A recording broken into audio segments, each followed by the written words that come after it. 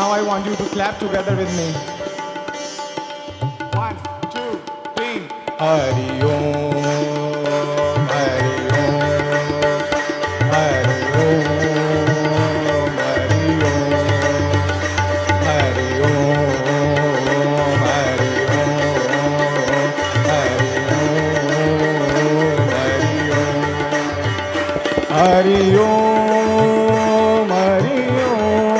Om, Hari Om, Hari Om, Hari Om, Hari Om, Hari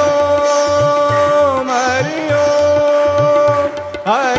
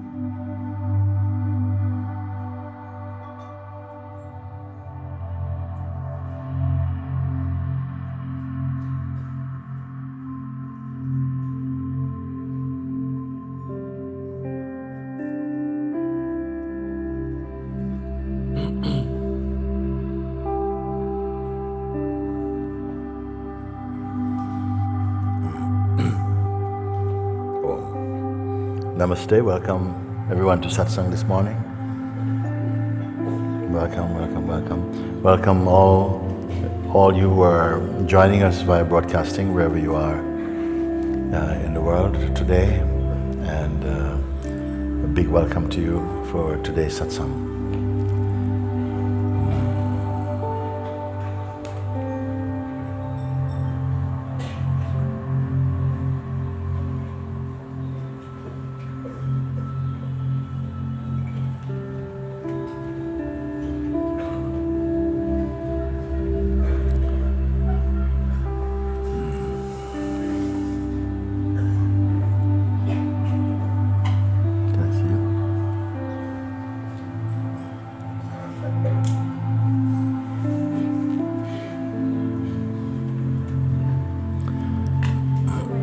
Yeah, good morning.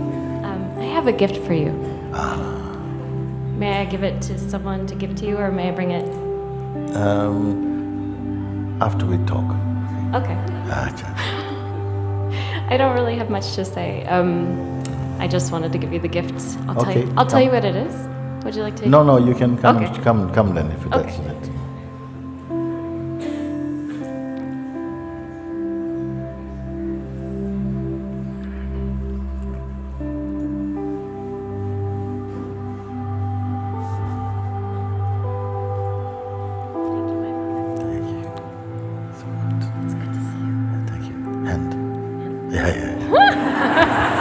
Nice to see you. Very good. Where have you come from? USA. Where about? Pennsylvania. Pennsylvania. Yeah. Very nice. When did you arrive?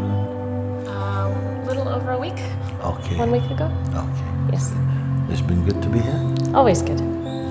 Yes. Okay. Is it good to you?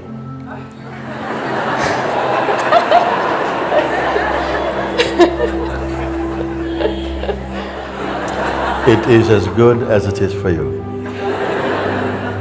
Wonderful. Perfect. Very good. Thank you. Thank you. Would you like to open it? Okay.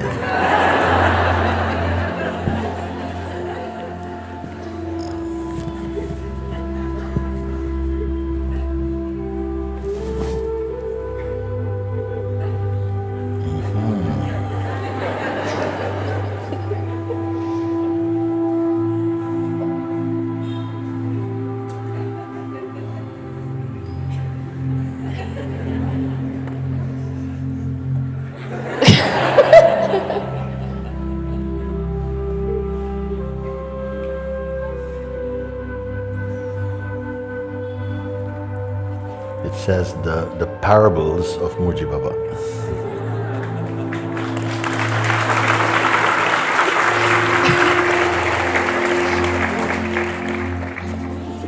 Wow.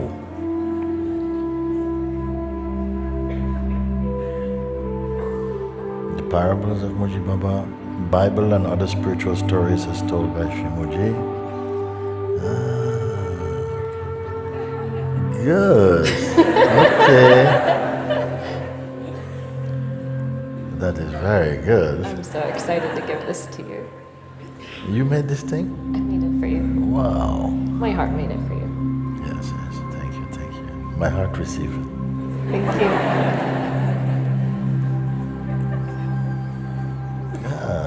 Look at that.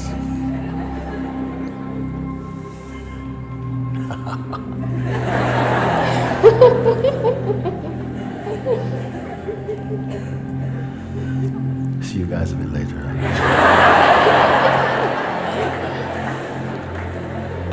That is so.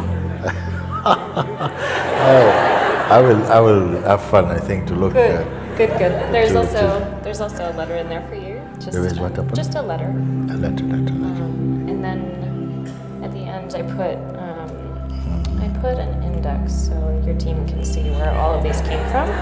Okay. Look at that. You did that. Yeah, and I have electronic files. I put my email address in the letter, so if they want to turn it into a real book, they can. That is fantastic. And then my favorite page, I think, is the last one. It says, I love you. Thank you, thank you, thank you. I love you, I love you. Those And, stickers are from my nieces. some stickers, rainbow stickers, Rainbow stickers. with some clouds at the end of them. I would like some headphones like that. That is fantastic, man. And the letter is, where's letter? Letter. Oh, it's right here. Gotcha. So, dearest MOOJI, for a long time, I hope that your team would put together a collection of Bible stories in your words, because for me, your stories made the Bible and Christ come alive in my heart. And as I was sitting in Monte Sahaja last year, I realized that I was being called to be your team to do this in Savor for You from the US. This book has been my satsang, my Savor, my love for you. Thank you, I love you, Amen, Megan. Isn't that nice?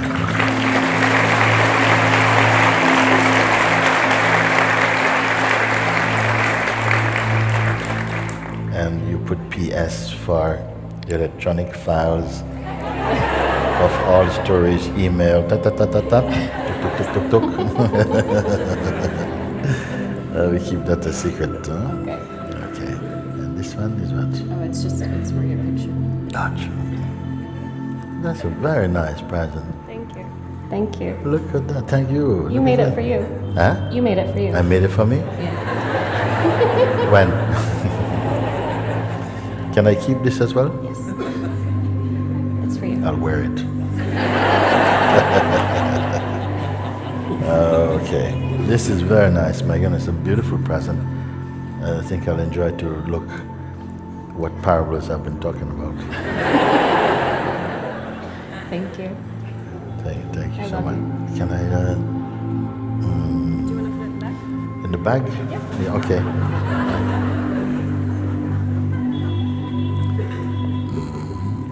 Very good. Put them in there. Nice. Very nice.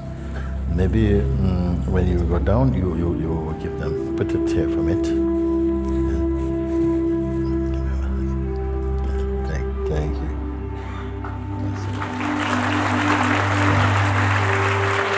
Wow. Whoa, what a start to the day. Perfect. Perfect. Wow. Okay, any more presents? Okay. You see, our guessing is always bad because I really had it down as chocolates. Which I'm not hoping it's chocolates. Because for some time, what happened was that people would ask, not myself directly, but they would ask the team, what does he like? And they say chocolates, because they like chocolates. So for a time I was wondering, what is this? Is chocolate so universal? Why everybody bringing chocolate? And they're going, So, nice one, Megan. Okay.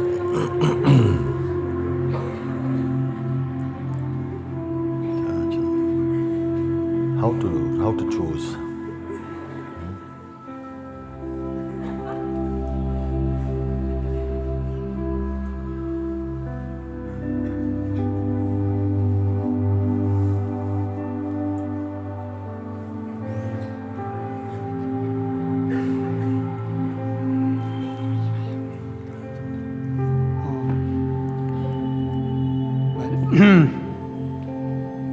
You say in the invitation that illness cannot, you guys cannot be emotional. Okay, yeah. I'm feeling very emotional now. Yes. I'm glad of this emotion because I experience this as love. as a good longing. I'm grateful to be in front of you because your existence makes real that there is something that is that can melt this harshness. Your pointings make clear. I mean, a couple of days ago during the invitation, I felt, I'm freedom itself. Like, there are no doors. I said, wow, there are no doors. And good. Then I still feel this harshness, of being. Yeah. Sorry, you still feel what? Hardness, maybe hardness. Hardness of being. Maybe Yes. which is in the mind, which is in my habits, my tendency to want to own the experiences of life, the good and the bad, Yes. the success, the failures, and maybe my question is about this ownership, which of course I don't see in you. You walk in and there is this beauty and there is There's something. Maybe it is. This is too much bass or something. The words, I'm not getting it so clearly, so I'm struggling to hear. Is there a way maybe we can? Is this a turning down of a bass or something? Sorry, just one moment, and let's see if I can get. Could you try again? Because just the last sentence, I was Sure. struggling. this hardness Yes. of being that I tend to recognize in myself and that I don't see in you, and maybe that I want to melt or change, that maybe I've been always trying to change it, Yes. even from the very first recognitions. I felt that is beautiful, but here there is something that has to change. Yes. Thank you. And with this wanting to change, always there is connected a sense of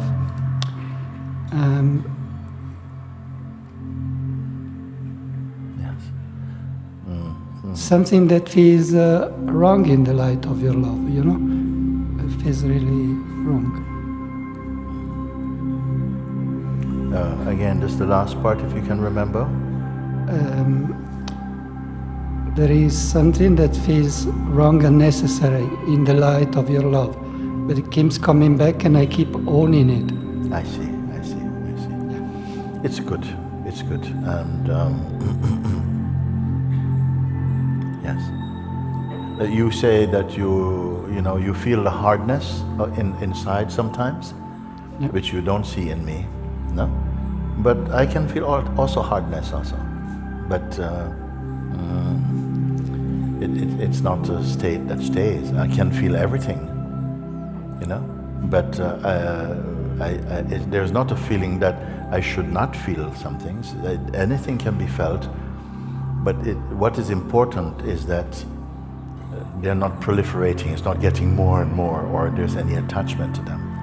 I would not like it if there are things that I couldn't feel. It's okay that I can feel them, but then thereafter, after feeling them, what follows? Do I develop a relationship with these feelings and then I'm holding on to them? And so it is good that life comes and tests you to see where you are with these states. Do they stick?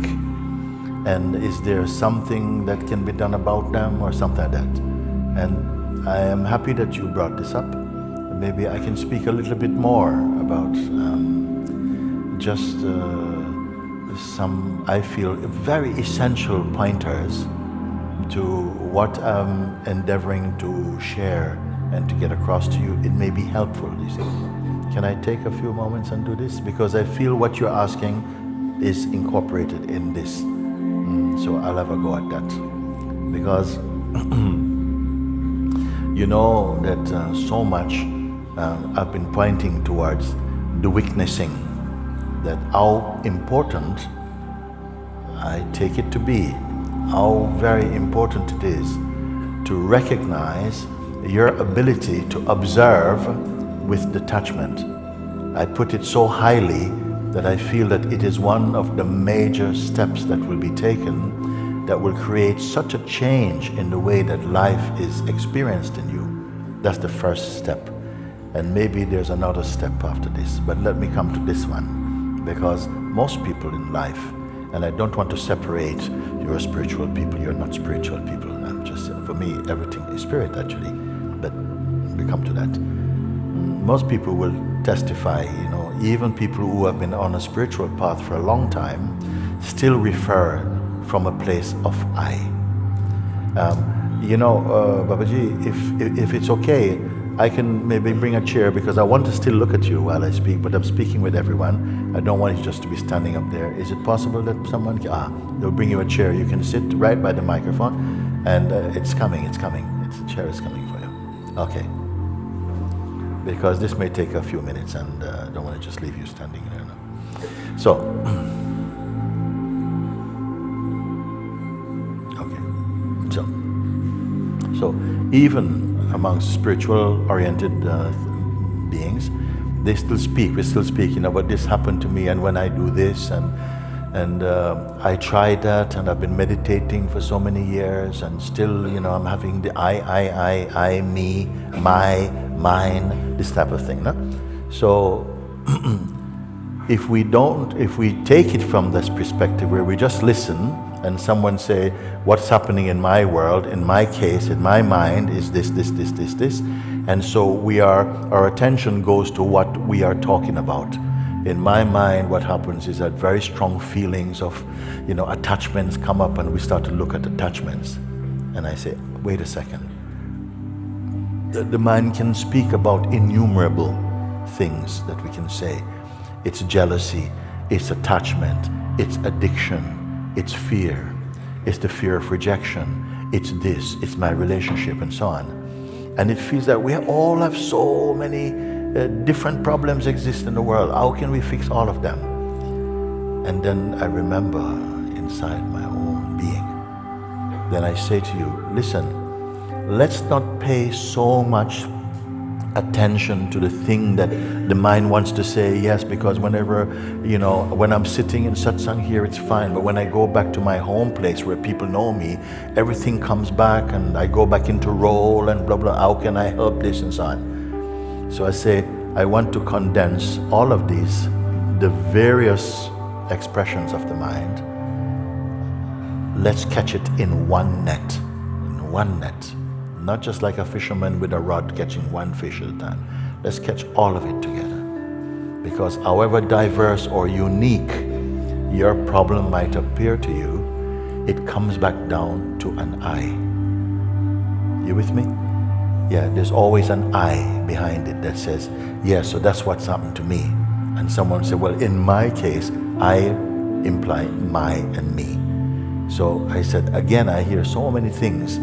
I've been asked, what happens when this thing happens, and so on. What happens when this thing happens? And, you know, what I find is this thing. And we are all directed towards the things, the circumstances, the situations, and say, you know, how can we fix the situations? You know? And please listen.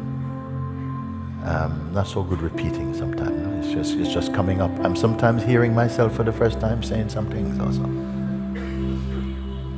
So we are largely directed towards the situations, the circumstances, the memories, the projections, the things that come up in the mind. How can we fix them so that we are better?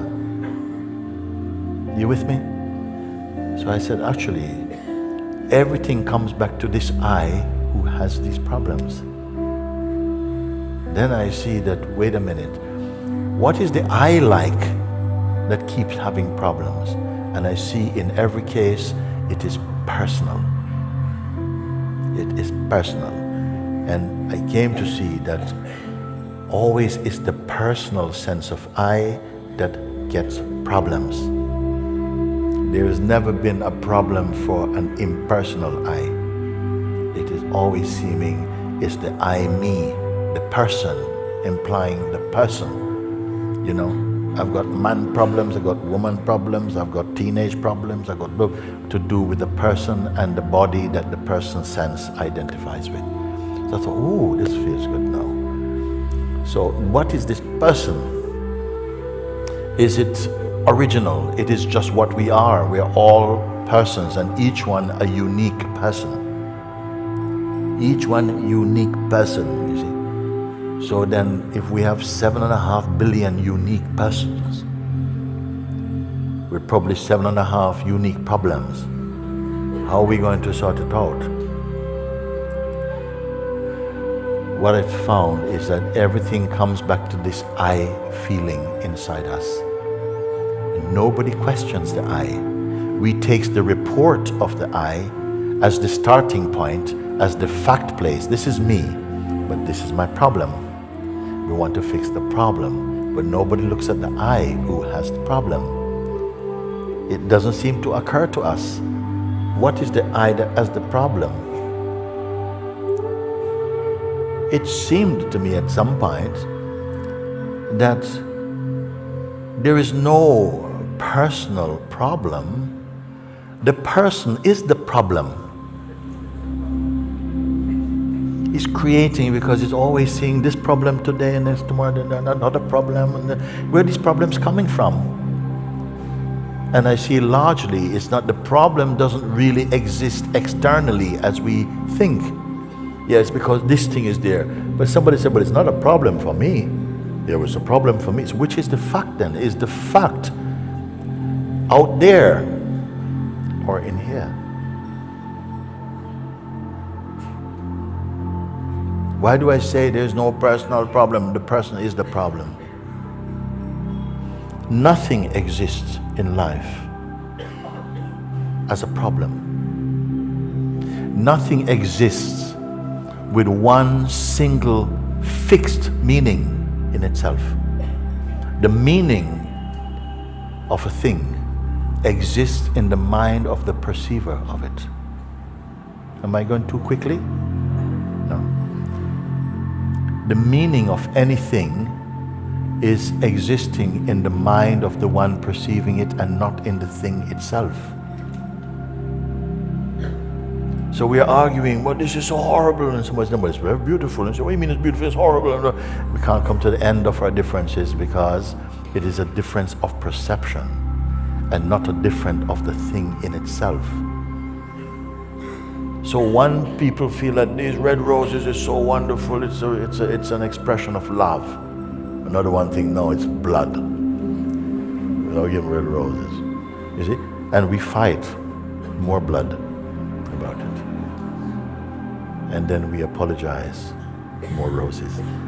We are not consistent if we look for the end of a problem outside of ourselves. So the very I sense should be looked at because it is it that is claiming to have the problem. The thing itself doesn't say, the rose doesn't say, I am a problem. I'm just a problem. No, somebody is saying the rose is a problem. Can I continue like this? So, let's look at the one who is claiming to have the problem. This one says, this is a problem, but then they blah, blah, blah, something happened, and they change their mind and it's not a problem. It's not consistent. The reporter is not consistent. Today, I love you with all my heart. Tomorrow, we are not consistent at the place of our person. Today, you want to be free. Tomorrow, Krishna, wait a little bit. We are not consistent. And yet we don't somehow investigate the one we take ourselves to be. So today I just want to look a little bit like that, because I feel that if we are going to try and solve 7.5 billion problems, we really got a problem. But if you are going to look at the one who has problem, and who witnesses the one who has the problem, does that one have a problem? I think we might find something. So, the one who is saying, yes, but me, and but you, and the ones I and me and you and they and them and so on. We're just looking at that, no? Because no one is saying, I need to look and see if I, who am perceiving this, am perceiving it correctly. Very few people do that. Now, in satsang, you're being asked, when people come forward and say, my problem is this. And I ask, when you say my problem, who are you referring to as the one saying my problem? And at first, when we first hear this, it just feels ridiculous. Why is he asking this? Of course, it's me. I said, yes. Yeah, okay, of course it's you. But you are what exactly? And again, initially, it looks like the mind puts up a lot of resistance, like, what is this? This is not helpful. Let's begin to look at the problem. And I said, well, let's begin to look at you, who perceive the problem. Because if I say that the problem is there, another one say, no, it's not there, it's over there, where do we look? I look at the place where the problems start. And it starts here. And something is thinking a certain way. And I say, the one who is saying this, can this one's voice be relied upon? I'm just saying, the one who is giving their opinion about life, the world, other people, or themselves, is this voice reliable? Is it trustworthy? Is it consistent? You see? And you say, no, it's not consistent. So for it to be known to be not consistent, something else must be able to be looking at it to say, no, it's not consistent actually. A deeper place of looking must be able to testify that voice, though it comes out of this mouth and apparently out of this mind, it is not reliable. It changes. It changes. Okay? So, okay, it changes. What witnesses the change? Because you can say, now my mind is very, there's a tsunami going on in my head. I gotta, please give me something, please give me. I said, but whoa, I slow down. Just let the tsunami be there. Don't run for an anti-tsunami pill just yet. Just let the tsunami go there.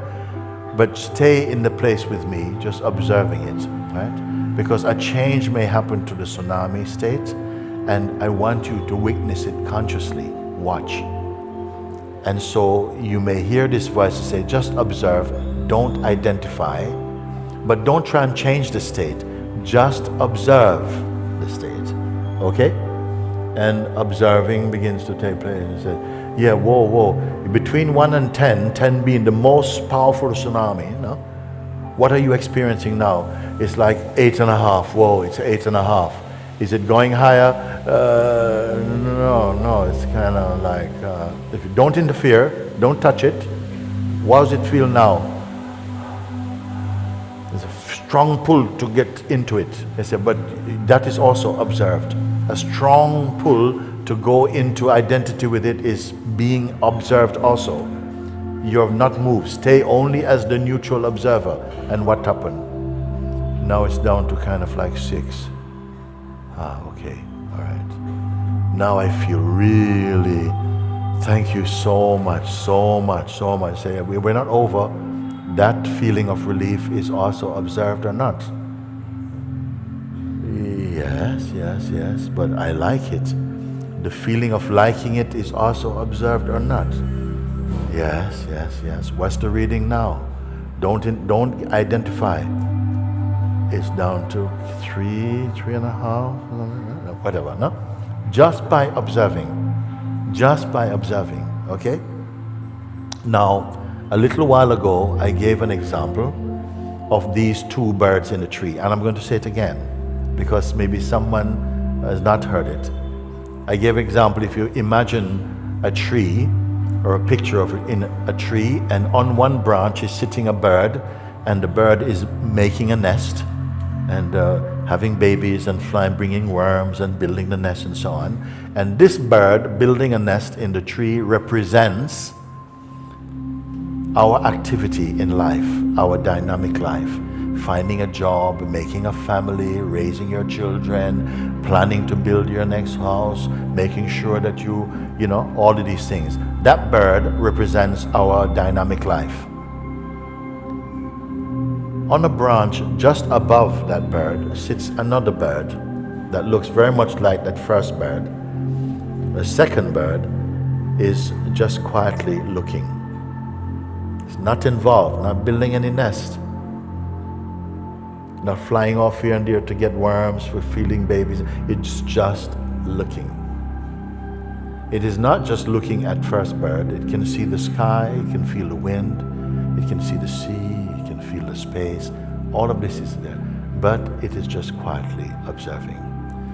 This second bird, we'll say, represents a capacity and an ability within you to simply observe with detachment. That's important. The word detachment is very important. To observe things with detachment. Okay? So in the view of the second bird is the first bird. In the first bird view, sometimes he's not aware of second bird. It's a bit high, not looking up there. He's too busy with his own thing. He's not aware of any second bird. Okay? So the second bird's view include the first bird and all its activities, but it itself is not attached to those activities. If I were to say to you, there are two aspects of one reality. One is our active dynamic play in life, and the second bird aspect is the place where you can just observe. Can you relate to these 2 points of seeing? I'd like a little feedback maybe. Yeah, you can relate to these things. You can see that yes, there is that in that aspect of my life where I'm living, planning my next journeys, making ready for my birthday, getting married next year, blah, blah, blah. That's the first bird activity. I'm not saying we should do anything about it. Let that flow. But now we go to the second bird position, which is inside the first bird actually, of an ability to just observe. Just keep observing. Yeah? We observe. Yeah, we say we can observe with detachment. Maybe not complete detachment. Maybe from time to time we lose our detachment and jump in to first bird mode. But because you have learned to observe, when you get into first bird mode, something feels like it's claustrophobic. And something brings you back into the second bird position where again, oh, good. If I'm just observing, not manipulating, just observing, there's more spaciousness, there's more peacefulness, it's more panoramic. The life seems to slow down. I have more space, I feel more happy, more peace, more rested. Has anybody experienced this or not? Yes. Okay, this is very good. So from the place of the observing mode and capacity within us, when we begin or discover, we didn't create observing ability. We're just discovering that we have that power within ourselves to observe without logging in every time. Okay? Now, the second bird is not against activity. Why is the first bird not in the second bird posture at the same time?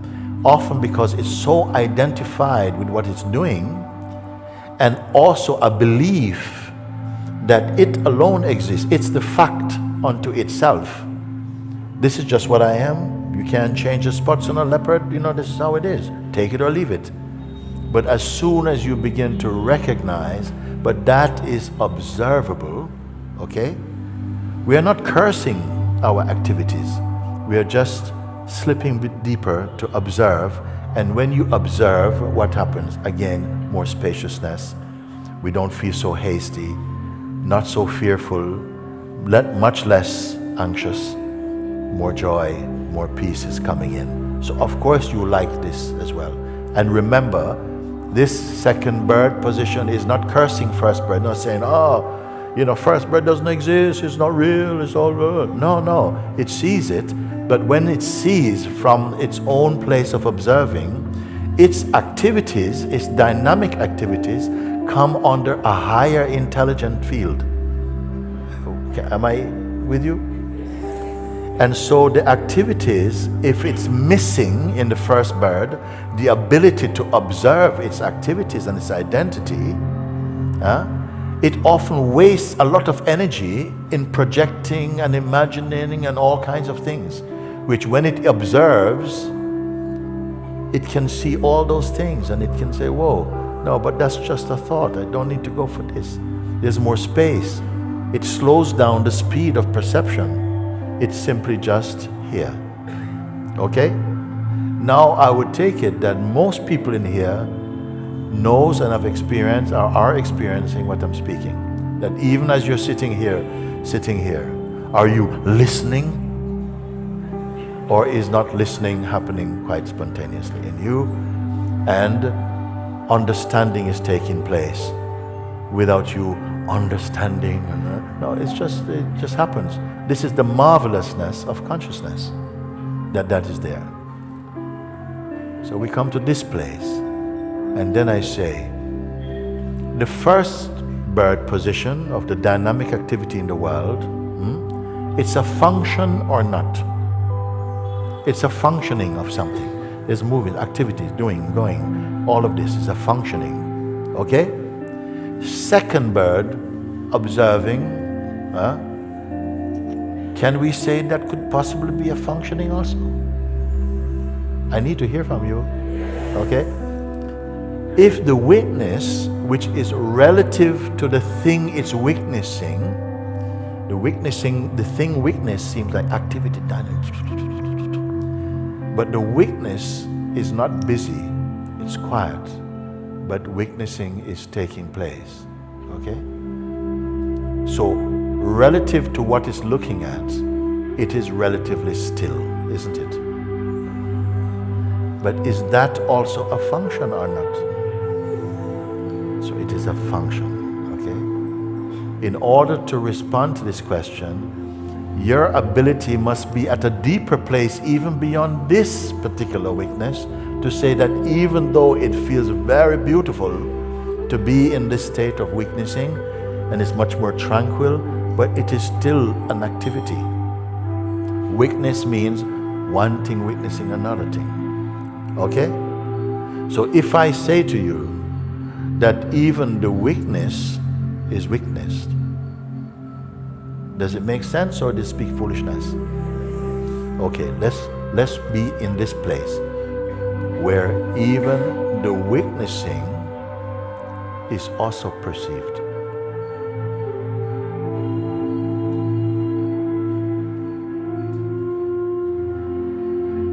Is that also a function? Slow down now, slow down. Okay?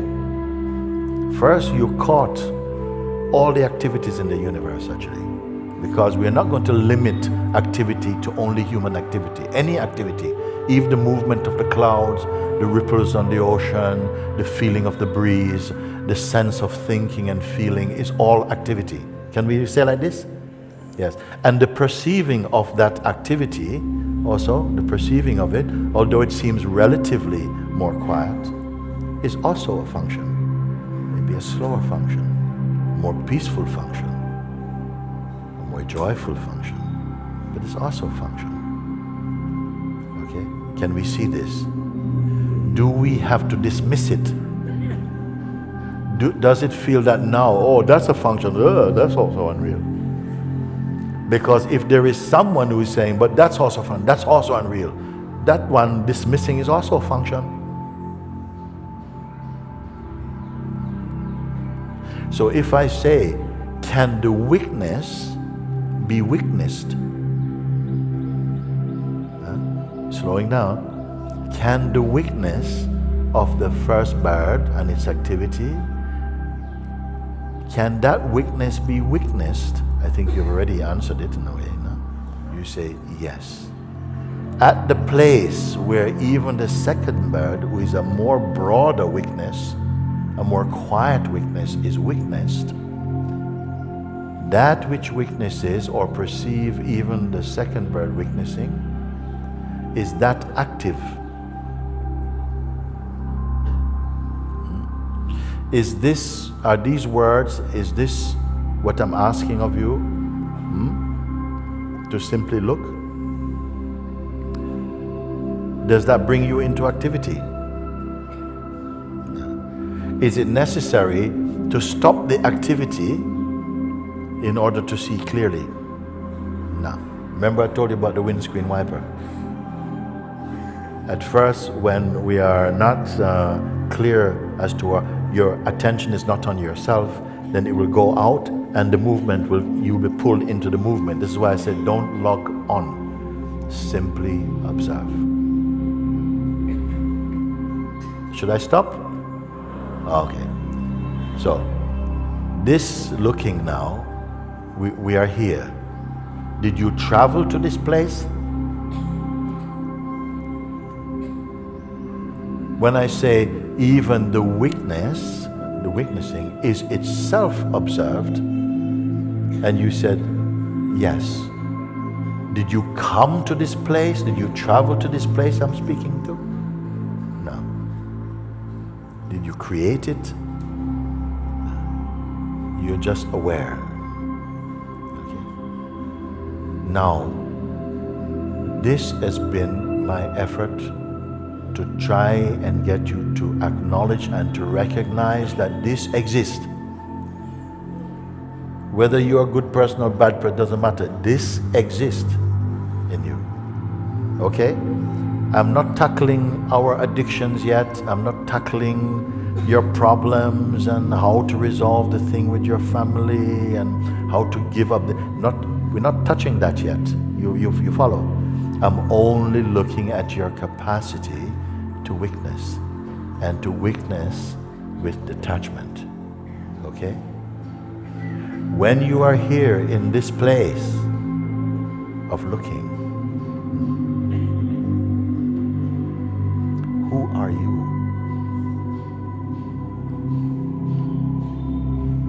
I don't want answers for a moment. Allow the questions to search.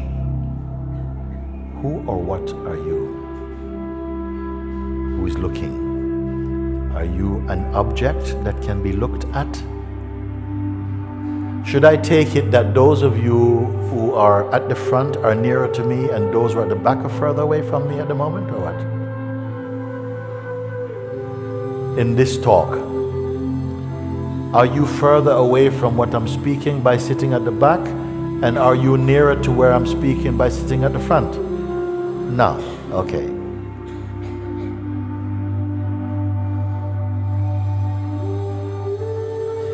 Where I'm pointing to, where even the witness of the first bird, the observer, is itself perceived, okay? Pay attention to your inner environment. Just pay attention. Not asking you to create anything, to do it, just pay attention. What is here like now? What is here like? Huh? Stable. Somebody say stable. Huh? Someone say openness. Someone say peace. Spacious. Yes. Oh. Okay, it's fading. I'm not hearing, but okay. Generally, the point is that we are all speaking roughly about the same kind of thing. Whether you say it's peaceful, it's spacious, it's quiet, it's kind of open. It's a similar kind of feeling. Different words maybe. It's not 100,000 different opinions. Are you speaking of an opinion? When I ask you this question, what is here now? Are you giving an opinion? No. You are speaking from seeing, isn't it? Directly. Do you need to go away and think about it? No, it is right here. So what you're speaking about is right here. And who you are speaking as is right here.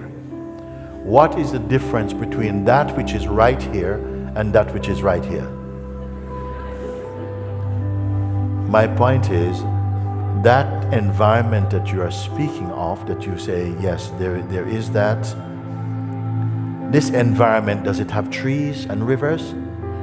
Is it made of trees and rivers and nice people? Please? Okay. Is it, the skies are just luminous? Is it anything like this? No. Is this a disappointing discovery? Are you here?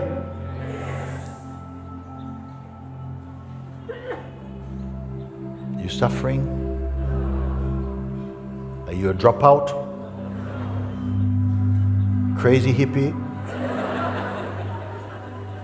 Mad? Rebellious? Fundamentalist?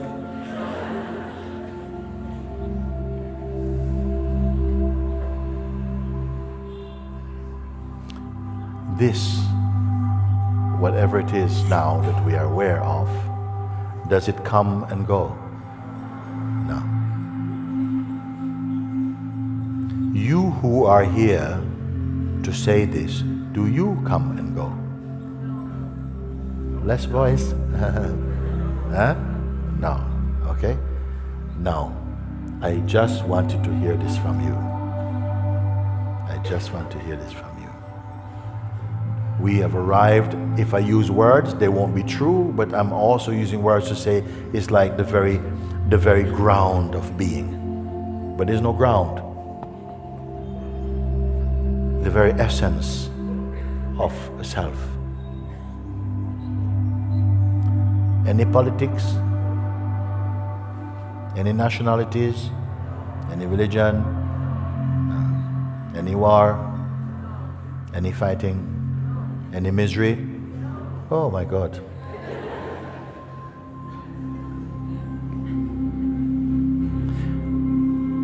You sure you're not under hypnosis?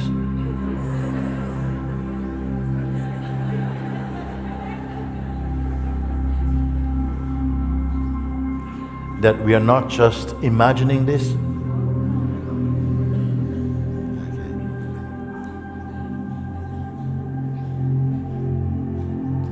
Is it more real in this hall and not so real outside? No. So if we look again at the earlier first birth state where things are moving, blah, blah, blah, blah, blah, blah. From here, do we need to stop that movement in order to be very peaceful so we can say, yes, it's quiet? No, thank you. Do we need to say observing of all these things is unnecessary because we are in Parabrahman?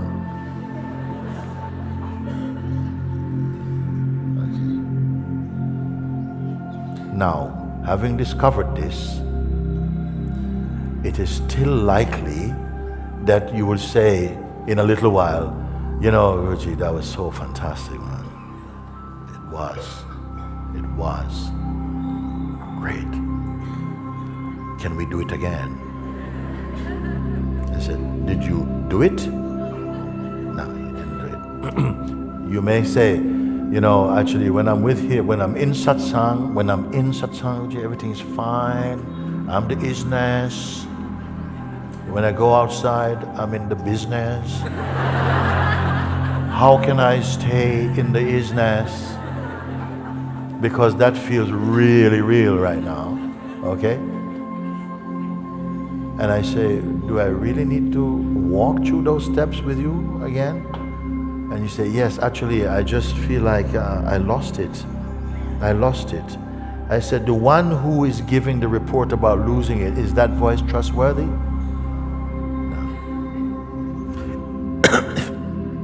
Even though in that moment, it might feel like, whoa, I know I said that yesterday, and I'm on record for saying that.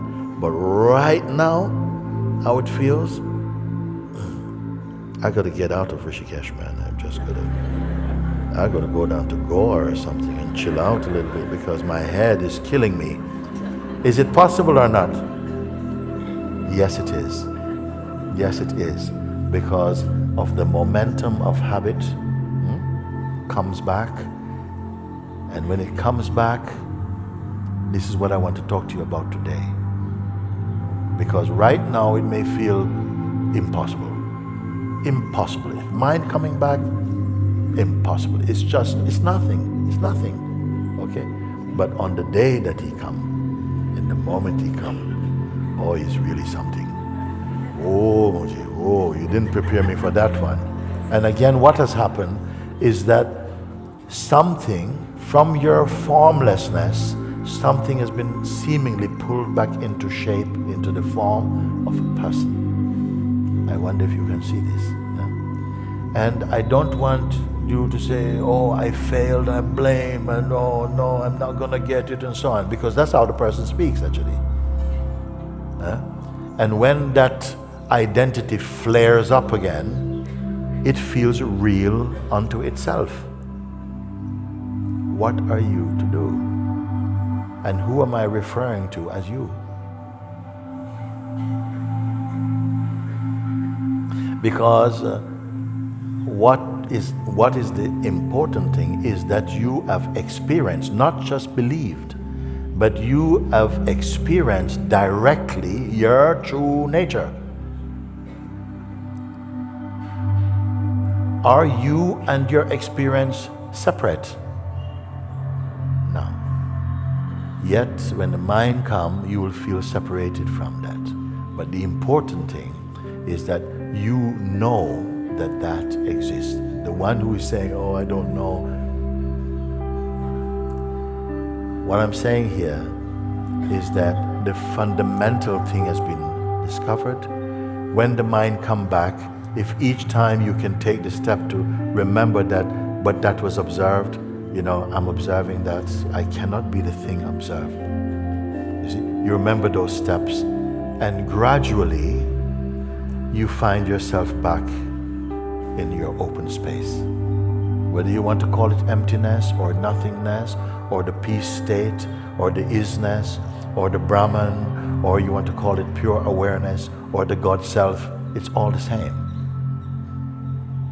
There are more words existing in our kingdom than there are things. Okay? Not each word is a separate thing. We have so many things and hundreds of words for the same thing. Synonyms, I think you can call it. Okay?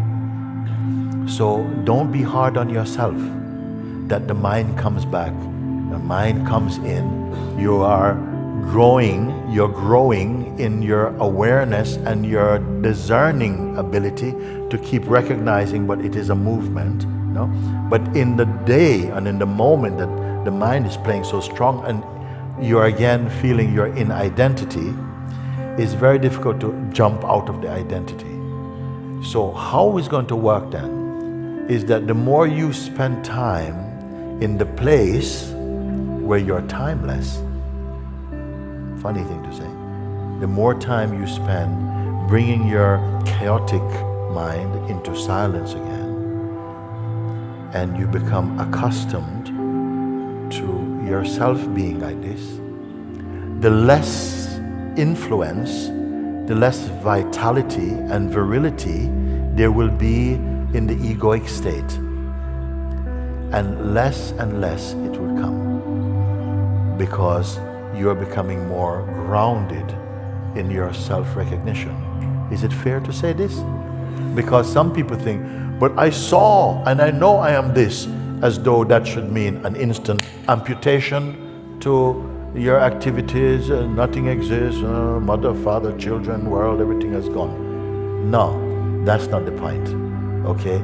That although it keeps coming back, you are seeing from the place of deeper stillness until gradually all that stuff gets merged into your stillness. It's not that you need to kill the mind. You just need to remember yourself and recognize your true place. You follow what I'm speaking? Because people are looking for dynamite for their mind. They're looking for things to chop their mind. Ask Guruji, could you kill my mind? I'm saying, oh my God, No, you just need to see from the deeper place, a deeper consciousness in yourself. And when you see from here, the influence of the psychological state will weaken. So let it come. If the fans are going here, and I flick the switch off, the blades will still keep turning, but the power is cut. So you know it's slowing down. Okay. What is the power being cut in the examples I'm using? That you realize through your attention that, but I'm here. When I'm here, I can see the actions, interactions, reactions that come from the dynamic state, but not being pulled into them. Being pulled into them means accepting again a personal status, personhood. For a while, you'll feel that you fail because of the force of the tendency and the habit, the reflex to go back into form. But this is changing because the understanding, which I'm trying to get you to see, has become more and more established in you. The more it gets established in you, the less you will be distracted and deluded by the body-mind state. Is it clear?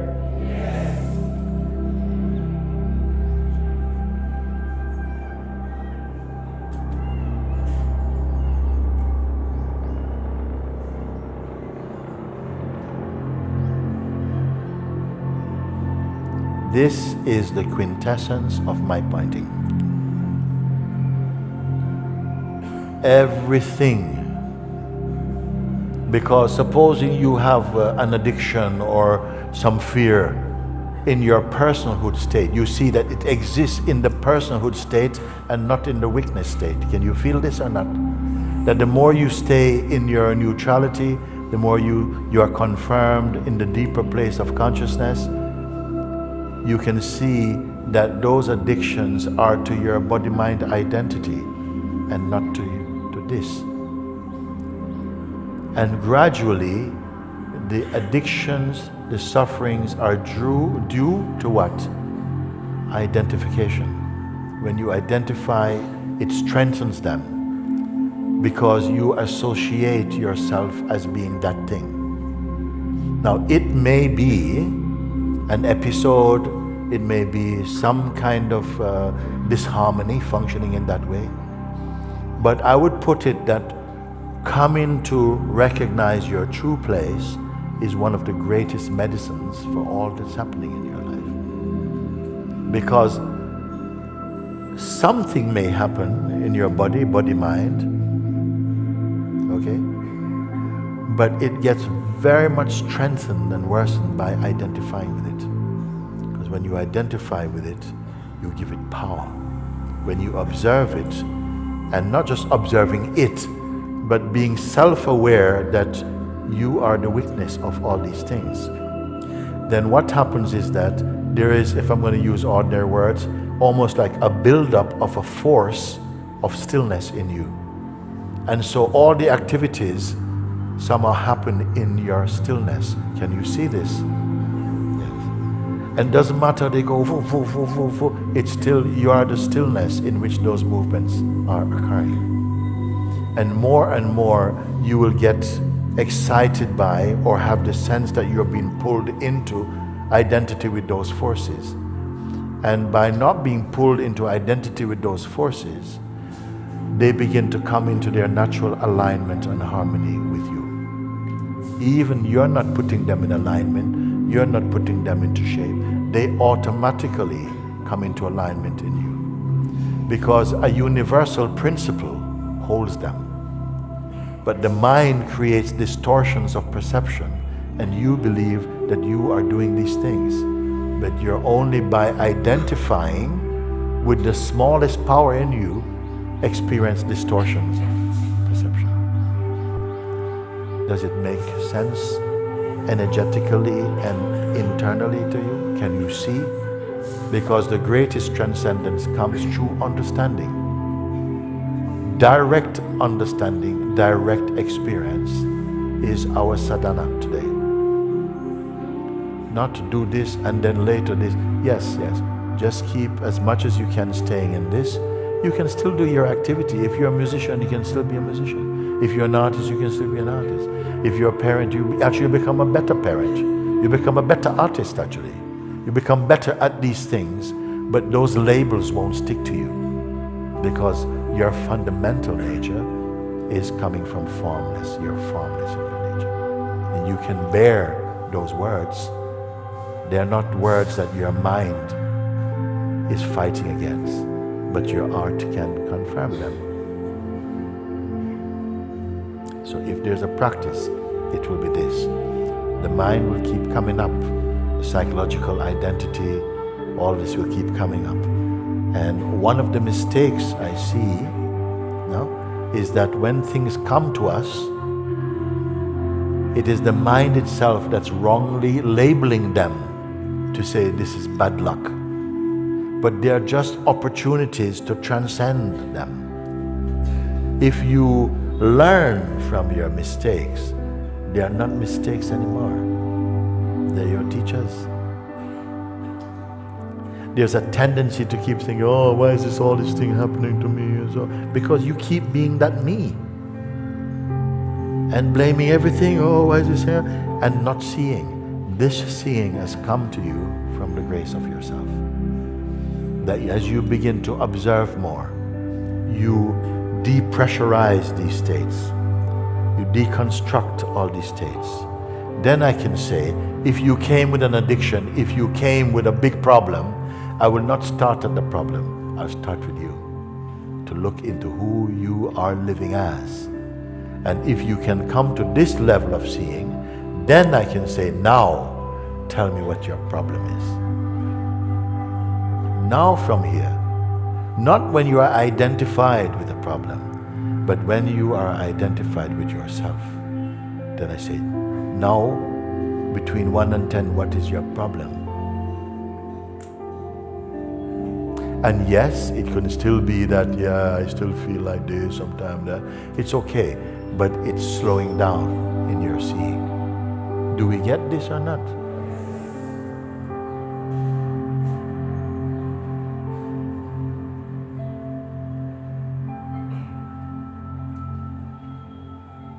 So I'm very happy that we can have some time like this just to talk about this. Just to look. I have not given you any spiritual gymnastics. I'm just saying, just look. Just look. You don't identify for the moment. Don't identify for the moment. This is the power even of the invitation. Don't identify with anything for a moment. Are you missing anything? If you feel, no, I can't suspend my mind, it's too important. You feel the need for intense control, because this is what will happen if you are strongly identified with your form. You will feel the need to control your life. Why? Because it's out of control in your head. You try to control not just you, but other people too. You will have a scenario about how life should be, and you try and put people in place to act out your scenario. As you observe, you don't interfere, because you will come to see that life takes care of life when seen from the true place. But when seen from the limited place, life feels like an ordeal. And this is why also sometimes people commit suicide and they do terrible things, because they feel there's no more space in them. But this is your space. You did not create it.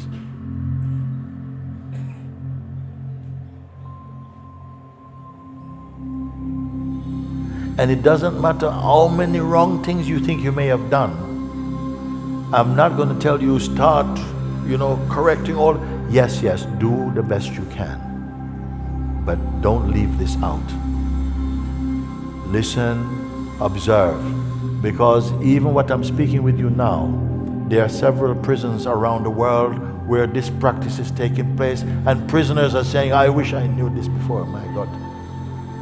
Yes, I could see that I made some not the best choices, but from that place, that's all I could do. But now I have the ability to observe, you see, and recognizing the true self, the true state. many of these prisoners are more free than you in prison. Because that's just a physical prison, but this is a psychological prison.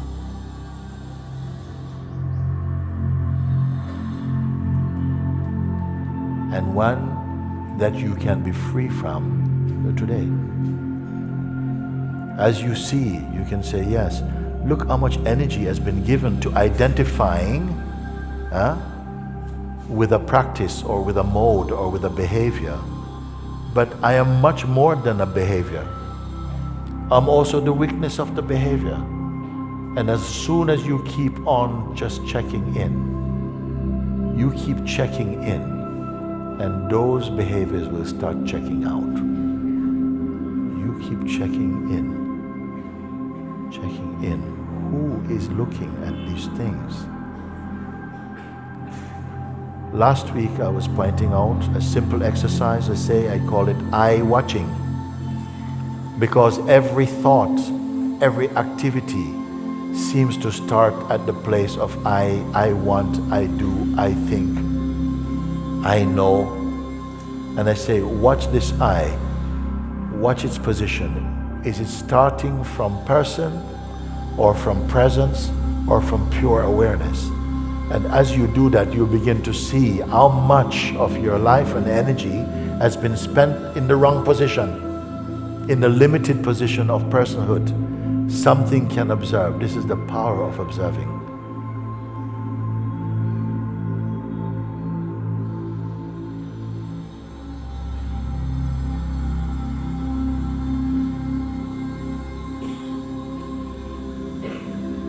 Now, thoughts can come and say, yeah, that's kind of okay, but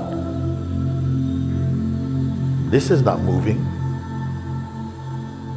I can observe, you can observe all you like, but I ain't moving.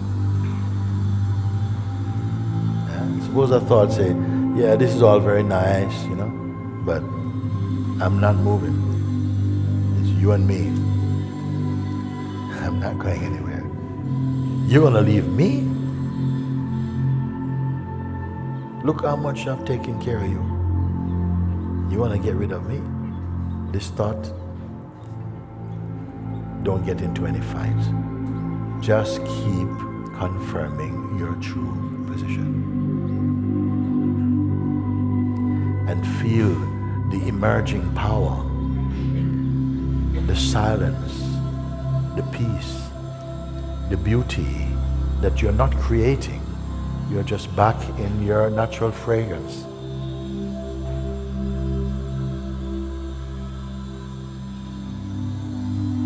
Let's just take just a moment just to sit with this for a minute.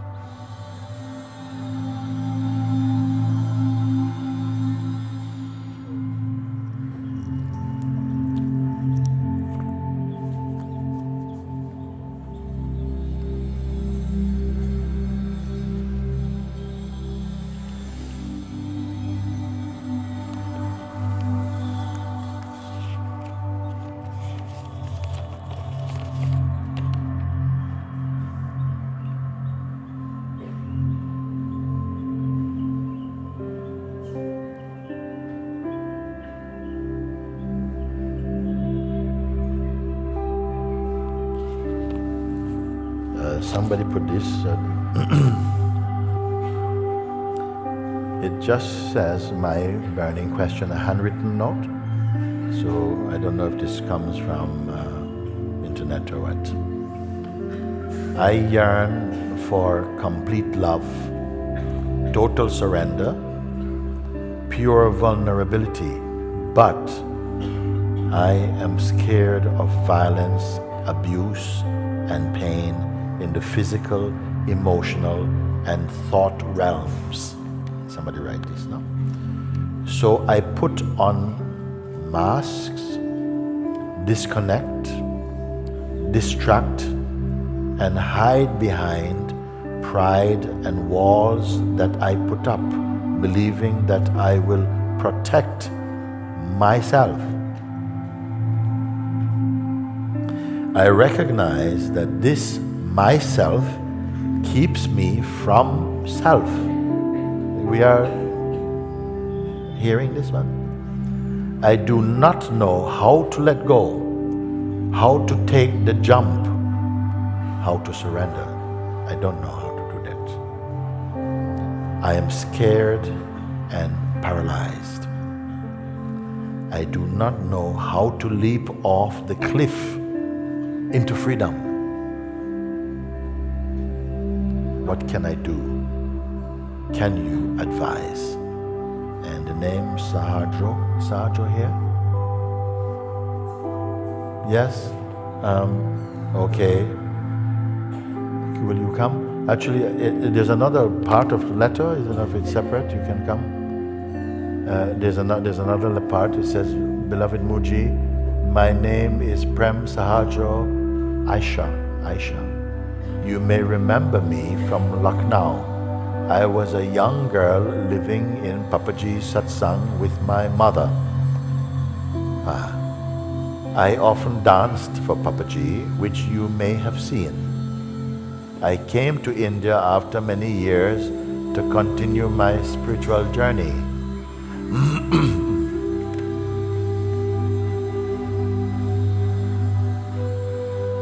Thank you. I came to India after many years to continue my spiritual journey. I have a burning question. Today is my last satsang with you. I am grateful for everything you have shared. I humbly request that you respond to the following. I do not need to be known." Sorry. The letter came like this, so I just read this part. You see? Pop. Okay. Too late. Okay. Where am I reading now?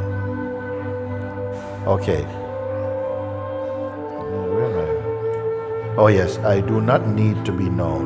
If you wish to just read the question and respond, I will sit and absorb your wisdom. Sorry. It was given to me like this, so I will just read, With much gratitude, in love, Sahajo. Okay. So the question, I think, starts here.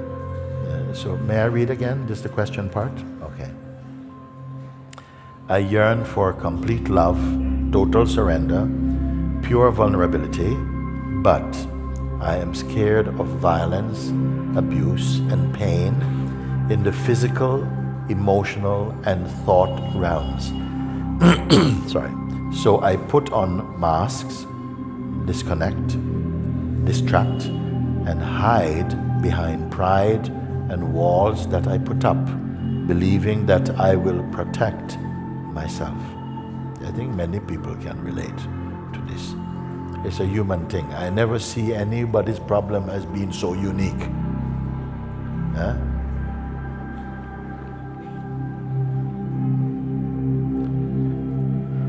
I recognize that this myself keeps me from the true self. I do not know how to let go, or how to take a jump, or how to surrender. I am scared and paralyzed. I do not know how to leap off the cliff into freedom. What can I do? Can you advise, Sahajo? So, everything you have put down in here, in their essential unnecessary way, okay, in the necessary way. So, can I talk like this? Are you okay that I speak with you now? I'm sorry about the... Okay. I yearn for complete love, total surrender, pure vulnerability, but I'm scared of violence, abuse, and pain in the physical, emotional, and thought realms. This is a natural thing for now. So I put on masks, which we do. We disconnect or distract and hide behind pride and walls that I put up, believing that I will protect myself. We know this or not? Okay. I recognize that this myself that I'm referring to as the one who puts up these things, this myself, which is the one who wants to protect myself, the one who is afraid of physical, emotional, and violence or abuse. This one, you say, I recognize that this myself keeps me from the true self. We are listening, and we're good. I do not know how to let go. I do not know how to let go. How to take the jump, how to surrender. Okay, so let's look, I'm not going to ask you to take any jump. I'm not going to ask you to take any jump. Just that what you have written is what you can observe. No, we know that. They say this, this desire for love, total surrender, pure vulnerability. I want to be so open, but I'm at the same time afraid, scared of violence, abuse, and pain. So you're aware of what those states feel like in you, energetically, emotionally, psychologically, spiritually. You're aware of the impact of those fears inside your being. No, I don't want to be in that state. I really hate it to be in that state. So what happened though, that I have to put on masks and I have to disassociate or disconnect from people or to distract people from seeing this vulnerable me. Would I be right to say like this? We can relate to that. So this is something, it's a defense mechanism, a kind of a protection mechanism, like because what? We're feeling deeply vulnerable. We feel deeply vulnerable, and now you step forward to expose that sense of vulnerability, those fears, you're brought into the light of satsang.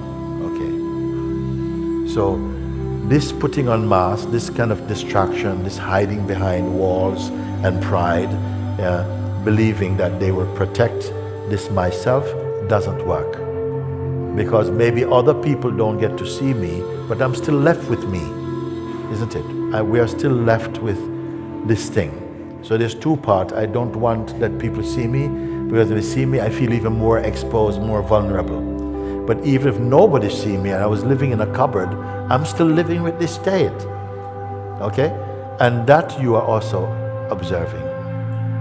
Now, when I use the word observing, it may feel to you that those words are more far away from you because you're in the fire of these states that you speak about.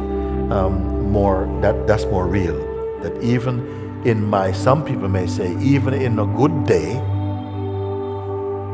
even on a good day, they're still here with me. You understand? So, I do not know how to let go. So I'm going to say to you for a moment, you have said these things, you have stated them, then we're not going to work on them. Just like I was saying, just for a moment, I'm not going to work on them. So, I don't know how to let go. Okay, that's a desire, I don't let go. I don't know how to take a jump. I'm not going to ask you to take a jump. Don't know how to surrender. I'm not even going to ask you to surrender. I'm just going to ask again just what we were talking about. That you just stay aware. You have declared these things. They're here. It's a good thing that everybody has heard them now. All the people here have heard them.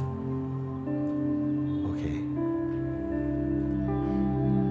You are aware of them. If I say, don't go into any of those doors, don't go to any of those doors, into any of those rooms for the moment, but leave them. We're not going to blow them up either. Just say, leave it for a minute. Just stand apart with me as we're here talking.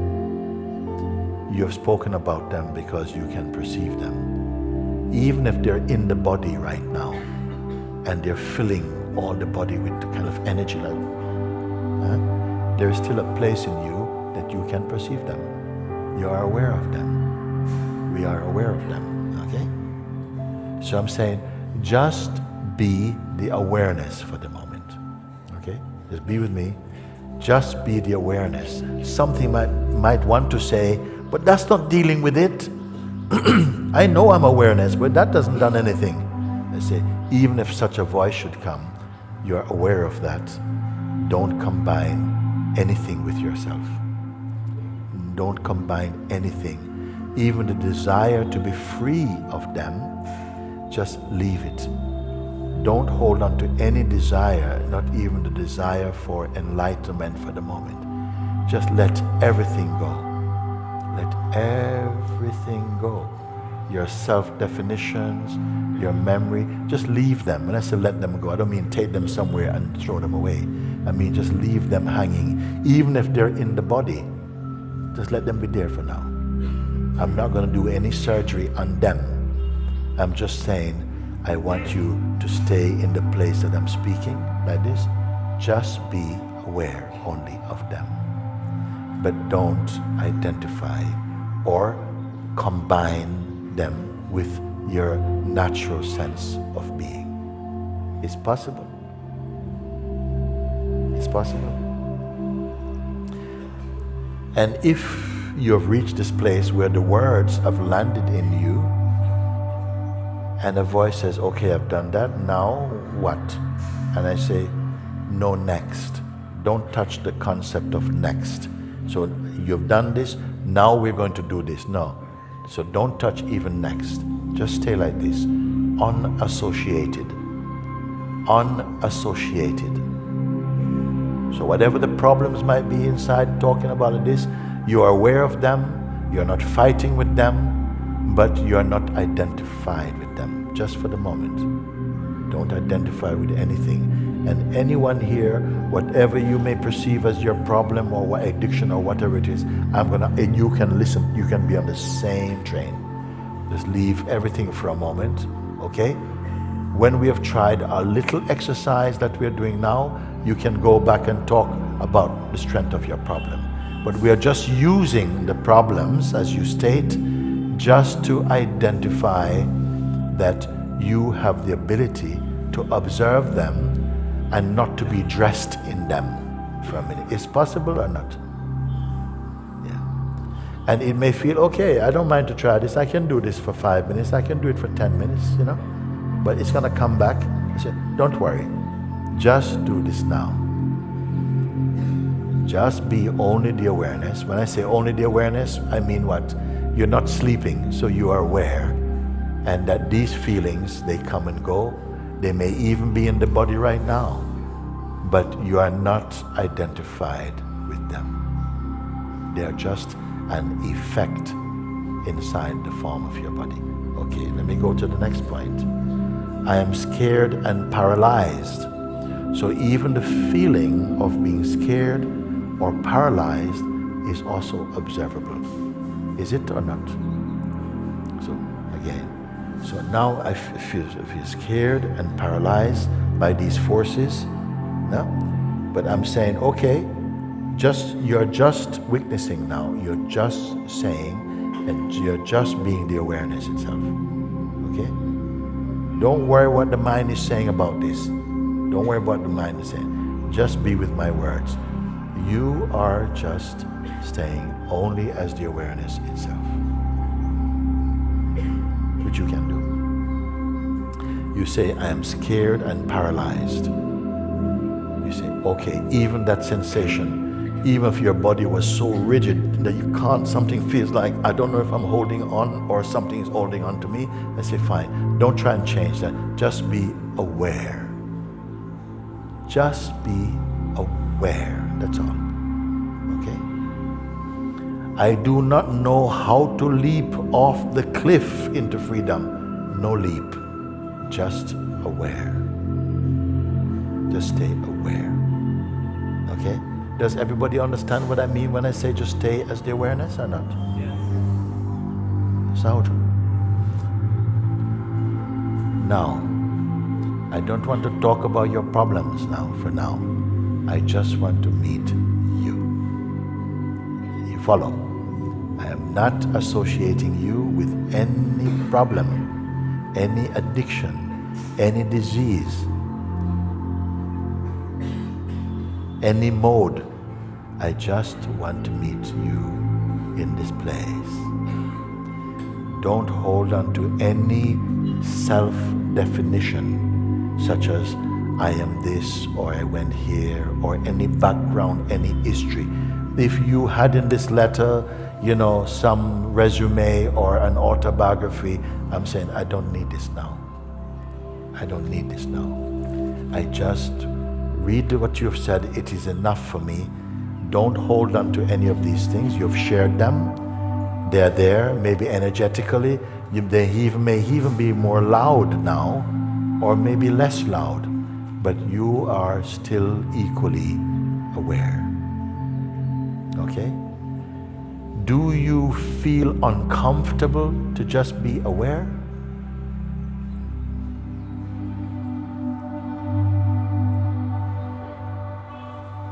I think it's difficult to maintain it. To? Maintain it? Yeah, so don't maintain anything. We're not maintaining anything. You're not sustaining anything.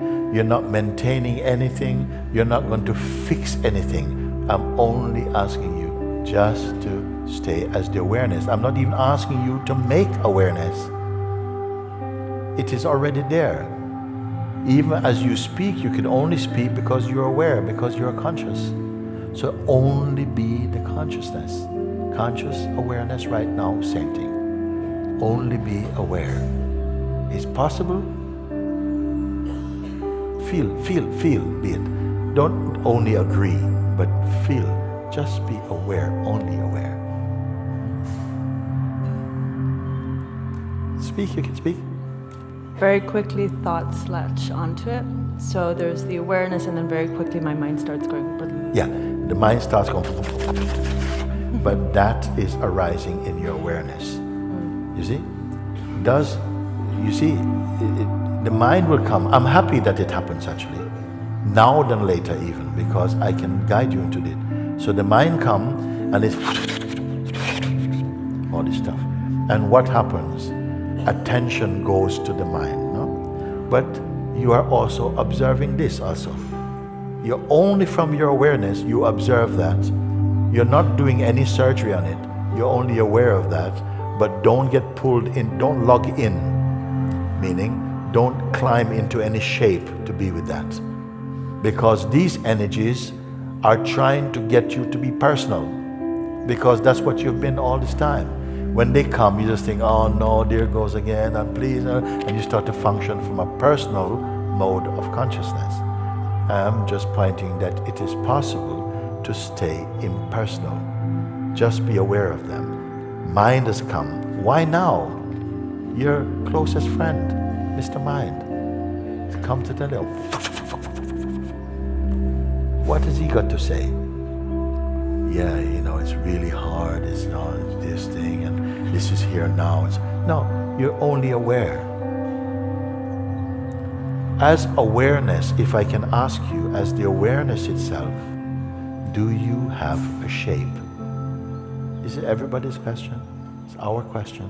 It's a consciousness question. As awareness, when I say stay only as awareness, do you have a shape? No. Are you a woman? No, that's really very important that I ask you. No? Okay? Are you a victim? Just answer as awareness. Don't go to past, don't go to your mind. Just as awareness. Are you a woman? No. Okay. No. I am scared and paralyzed. I'm aware of this. Is your standing here in front of all these people having an effect on following my words? I'm a little bit hot, but other than that, I'm okay. Okay. That's okay. All these things can be there. You can feel really hot and sweaty and so on, but you're just aware of them. Don't owe them. They're not a definition of you as awareness. I'm only speaking to you as awareness. Can I do that? Okay. Why am I speaking to you as awareness? Because all the things you talk about, they come and go. They rise and fall. They change. But they seem to hang around something. And what they're hanging around is the idea you have of yourself and the memory that seems to hold them. But you are aware of that also. But the awareness of that and that are not the same thing, are they? Just the awareness only. Meaning the capacity to be aware also. You follow? Okay, very, very important. I feel scared and paralyzed. Okay, I don't know when you wrote this letter, but it's possible that that feeling comes up as well. The feeling of fear and paralyzed, or it may be an ongoing state where even on a good day, there's still a certain amount of paralysis, there's still amount of fear in the background, the noise, the static is always a bit there somehow, but now you're only aware. You're only staying as aware. This is very important. This is still from the place of observing. You're simply observing, but not observing with any identity. Observe identity, but not with identity. Can anybody follow what I'm saying? Okay. Now you're coming to the end of your letter. You say, I do not know how to leap off the cliff into freedom. So I'm going to take away the cliff, and I'm going to take away freedom also. Okay? Try, stay. Only stay as awareness. Only stay as awareness. Okay? Because cliff means I have to be brave. I'm going to jump, and it's not a bungee. Okay? But it's freedom. Okay? So both the cliff and the freedom you expect to find, I'm saying, I'm taking them away now. Only awareness itself. Come only to awareness. When I say stay in the awareness, are you here or not?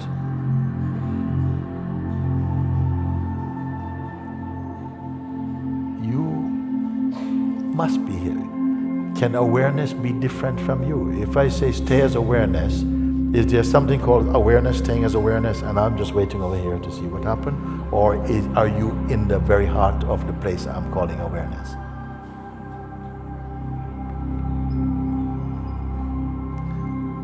Then you ask, what can I do? Now I ask you, what do you need to do to stay as the awareness? Let go and be. Does awareness need to let go of anything?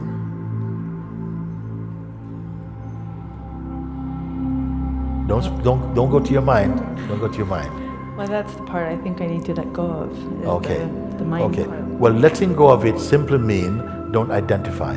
That's all letting go mean. Don't identify. You don't have to or no, I mean let it be. Don't identify, because it's feeding on identity.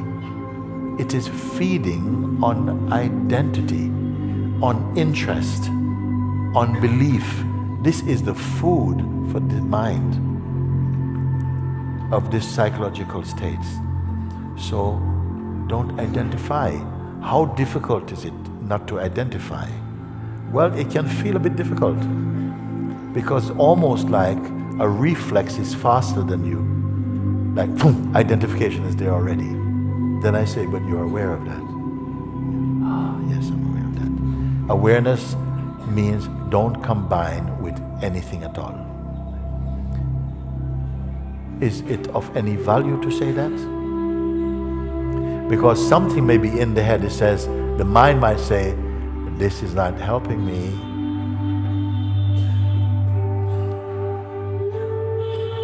This is not what I need. I need to jump off that cliff. It's true. I know this walk. I need to jump. I need to feel the risk. I must defeat this. And I have to do something monumental, like jump off the cliff. Because that will be as big as this thing feels for me. I've got to meet this with as big a thing as it feels for me. And I'm telling you, no. Stay as the awareness itself. Yeah? And you know what? There may come a tremendous resistance to follow what I'm speaking. It's just all the gremlins.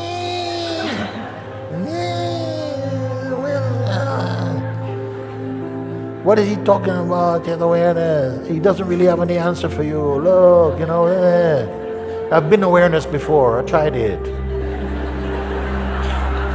I know them. Yeah? And what I still say, stay as awareness. Sit in awareness as awareness itself. Just stay. I can't sell you this over the counter. Even if you give me 10 billion euros, I can't sell this over the counter. Because it's free for you. You just have to sit with this, or right now, actually. Because I asked you if standing here is an amazing thing, actually. Yeah, Papaji arranged that, actually. That you would not stay unknown. Okay? Right now, standing here and all these people looking at you and all this thing, the most exposed is going to be, basically. Okay? Yeah. And the tendency to protect it is because it makes you feel vulnerable and make you feel a failure and all of these things. Okay? And I'm only saying, be aware of it. Observe these feelings. It's like when the mind comes like this, it's like an athlete's foot attack. Now, you don't have to be an athlete to have athlete's foot, okay? Those of you who have tasted this condition know what it feels like. There's an itch on the foot, and doctor says, don't scratch. Okay? That's one of the hardest things to avoid. And you start to squeeze your toes together, and you start to step on the ground a bit harder, but don't scratch. And you're doing everything, Om Namah Shivaya. Nothing is working, okay? And then in one moment, and what happened? It's going to be the sweetest feeling. Okay? Somebody told me when I used this example before, he said, it is more pleasurable than masturbation. Okay. My point, please forgive me for saying that, but those of you who have had athlete's foot know what I'm talking about. But you scratch this, and then the worst sore, the worst pain, the worst thing it feels after this is one of the strong. I use a very strong example there.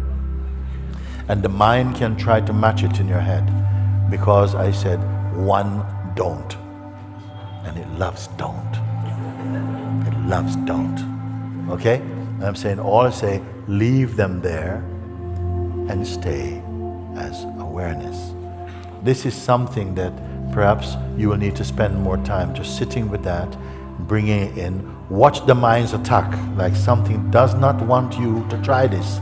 Something does not want you to hear this voice or to try this. It's going to try to rubbish it, going to do everything. There are voices in this world, okay, that don't want me to say this to you. And they'll do anything to discredit what I speak. And those forces are coming from the same place they are coming from in you.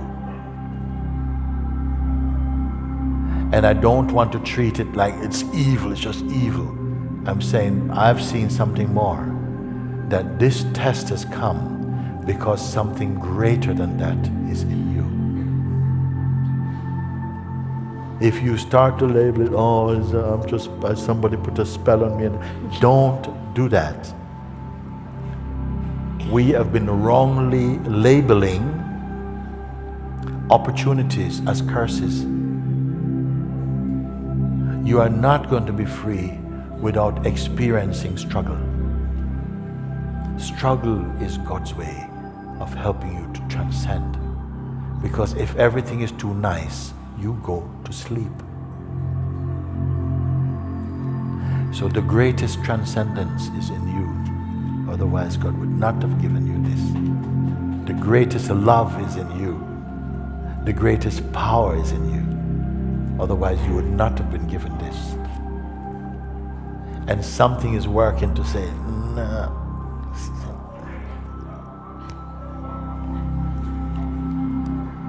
Okay. And all I'm asking you, because it wants you to jump off the cliff. It may actually take you to a cliff and say, jump, look, freedom. Because this becomes unbearable for some people. It's unbearable, this level of what you call despair. It wants you to be in despair.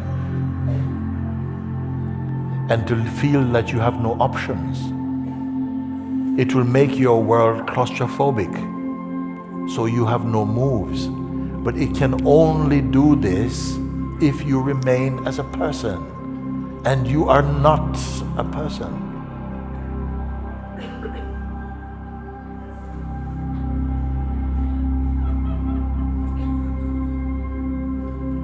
So I'm very happy that you come, because it takes courage to come with these things. Because you know what this is to do?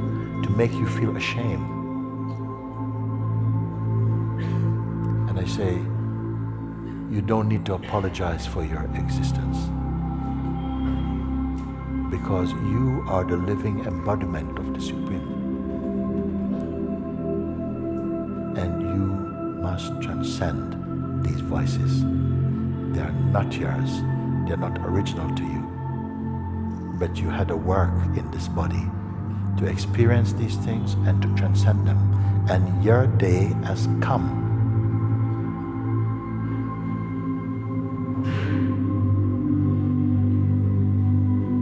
And these things, millions and millions of people experience these. Many, many awakened beings have walked through this valley of the shadow of death. You understand? Because it is written in the Bible. In one of the Psalms it says, yea, for though I walk through the valley of the shadow of death, not of death, of the shadows of death, I will have no fear of evil, knowing you are with me. Who is with you? Who is with you? The one you can never not be. And there's no distance from him. But the mind will make you feel your distance if you hold on to your person.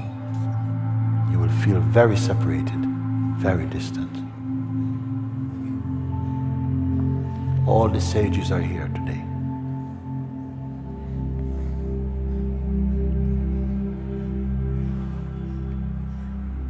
For all of us.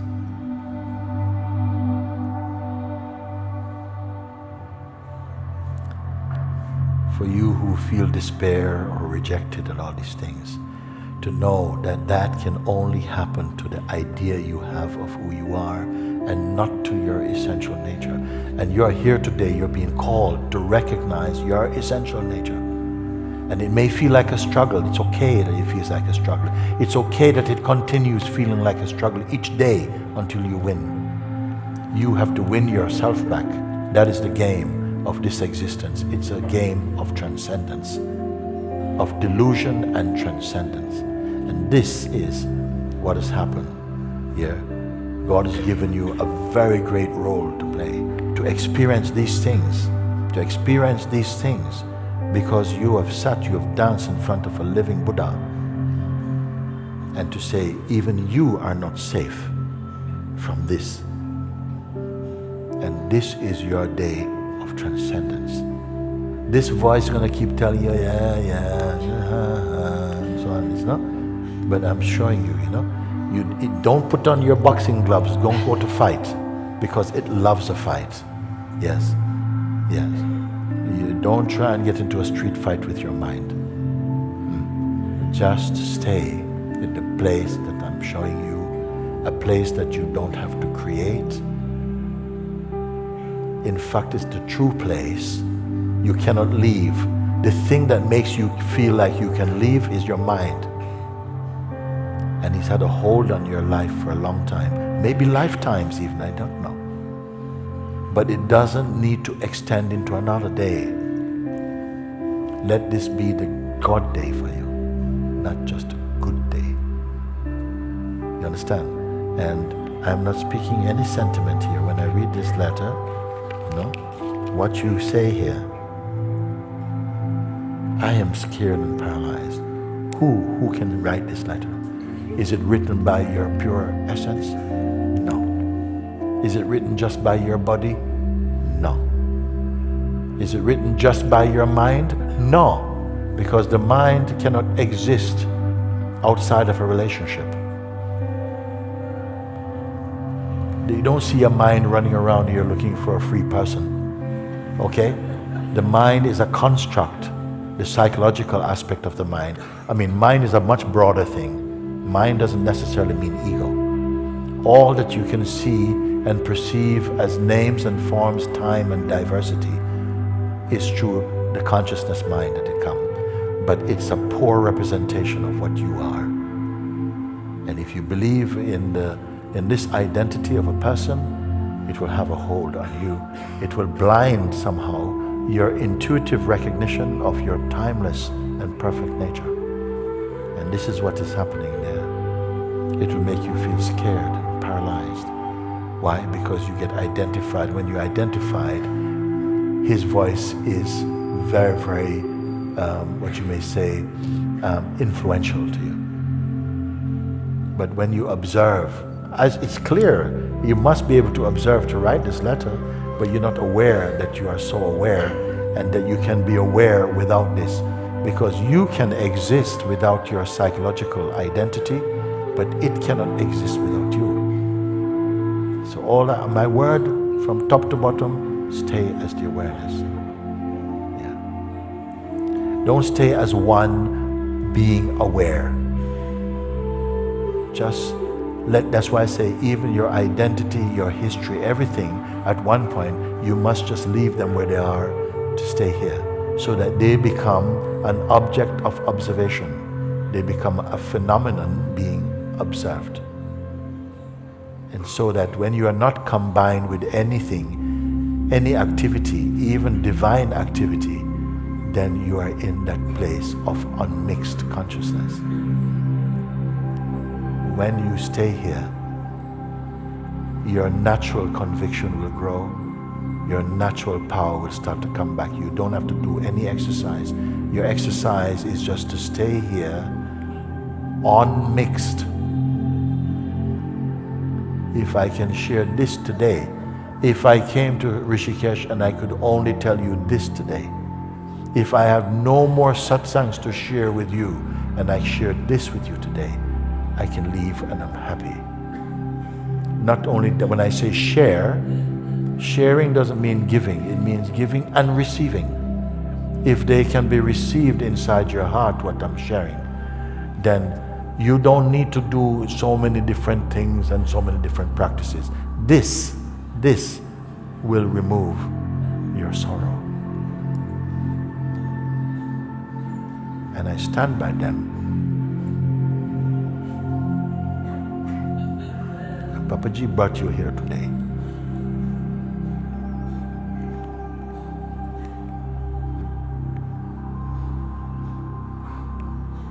And he has never abandoned you.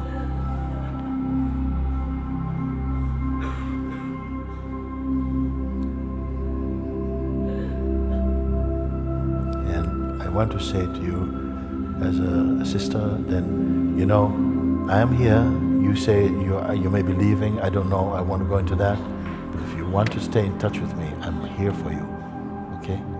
And I'll find a way to let you to connect with you. Okay?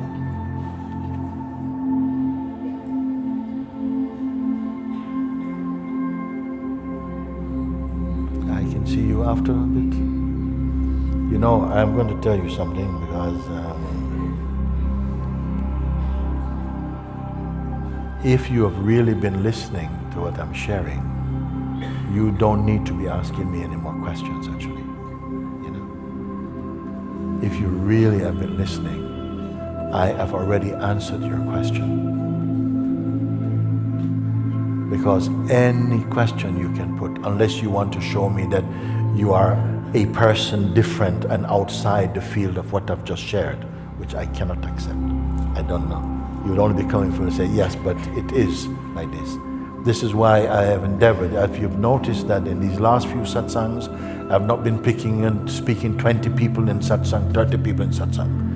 No, I want to throw a net over the whole of everybody and say, we are all in this net, including me. Okay? We are all in this net together.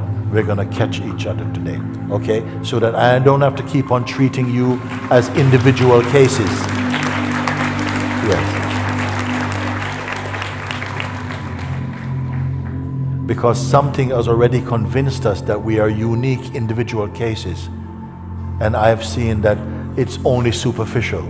We are still the same one consciousness, experiencing diversity and believing that, and then coming back to recognize that which transcends all these things. All these things which are so strong for us today, and tomorrow they don't exist. And we give so much of our life pursuing what is perishable and transient. I just ask you to look to find that within you which can never leave. It's more here than you. It's more here than the idea you have of yourself. Find that and be free today even. And it doesn't matter if the mind come back. The mind has a job to come back, to test you. To test you. The mind has a job to come back and to test you. Don't complain, it comes, you say, thank you for coming and test me, what you bring today? And test you. And then you,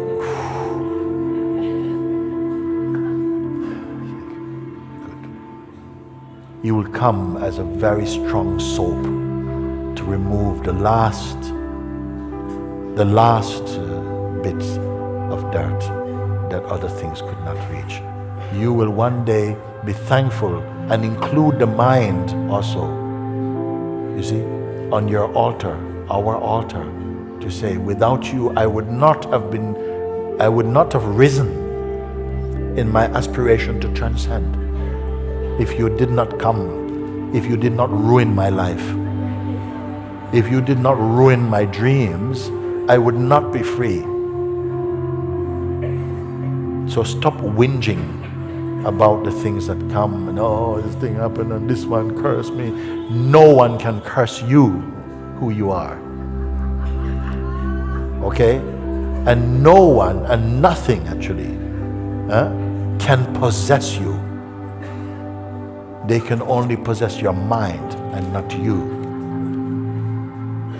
And it is good that things can possess your mind. So you know, I'm not even there. You can't even catch me there. Awesome. So please give a little space to what I'm sharing with you today. Because nobody needs to really leave this hall and think, well, he didn't deal with my problem.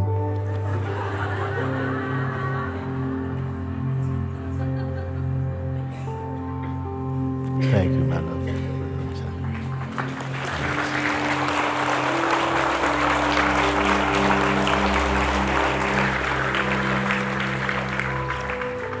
Thank you.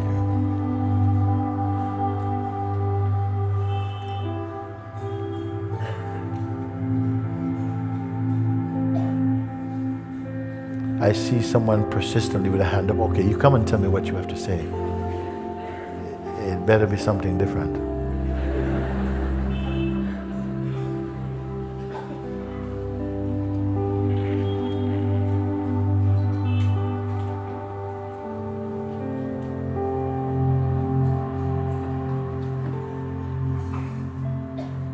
Namaste, MOOJI. Namaste.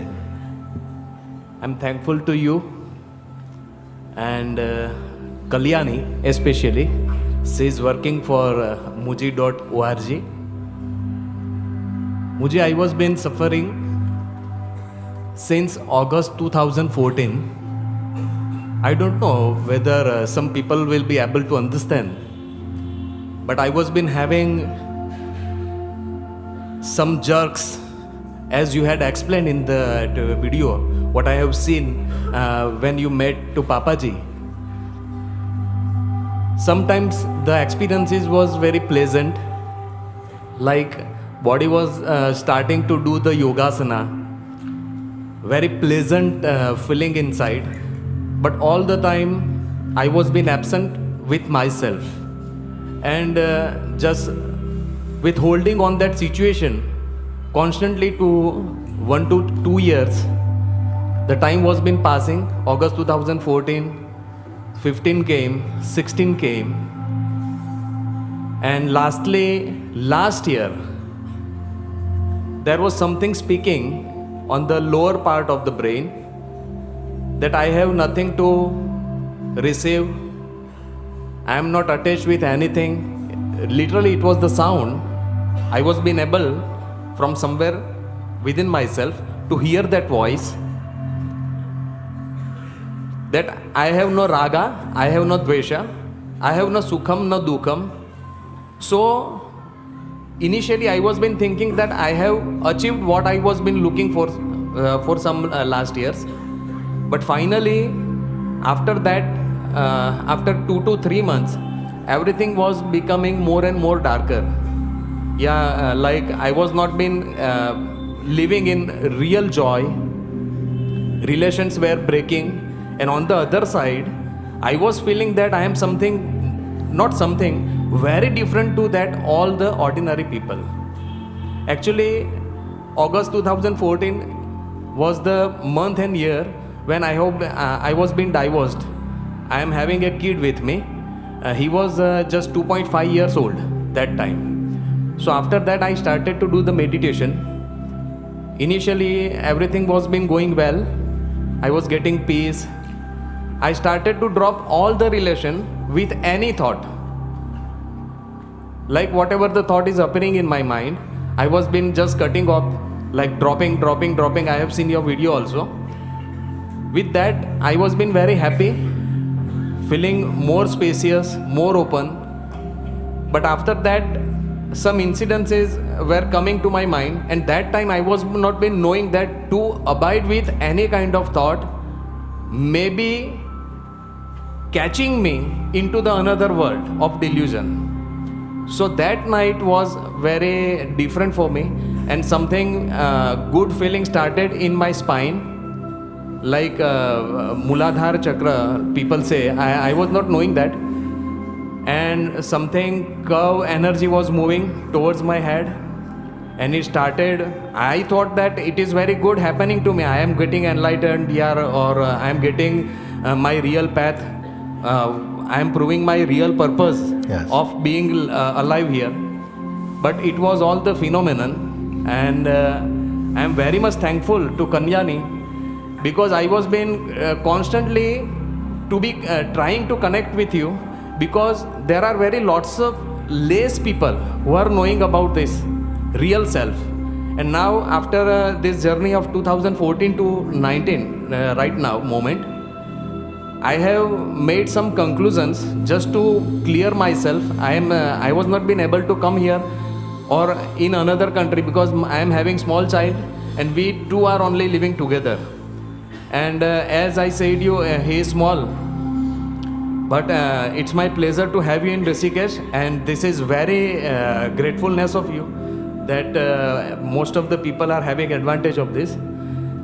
So after conversation with Kalyani, I was been getting satisfied that chalo I will be able to meet MOOJI within very short period.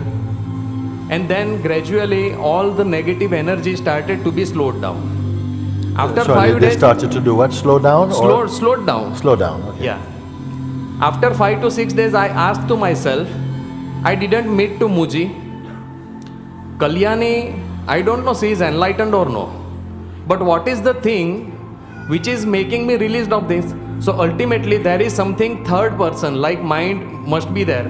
I was been thinking that I am being harassed by the energy. And at the same time, I told myself, I started to believe that within very short period, I will be getting relief from all this, because I am going to meet MOOJI.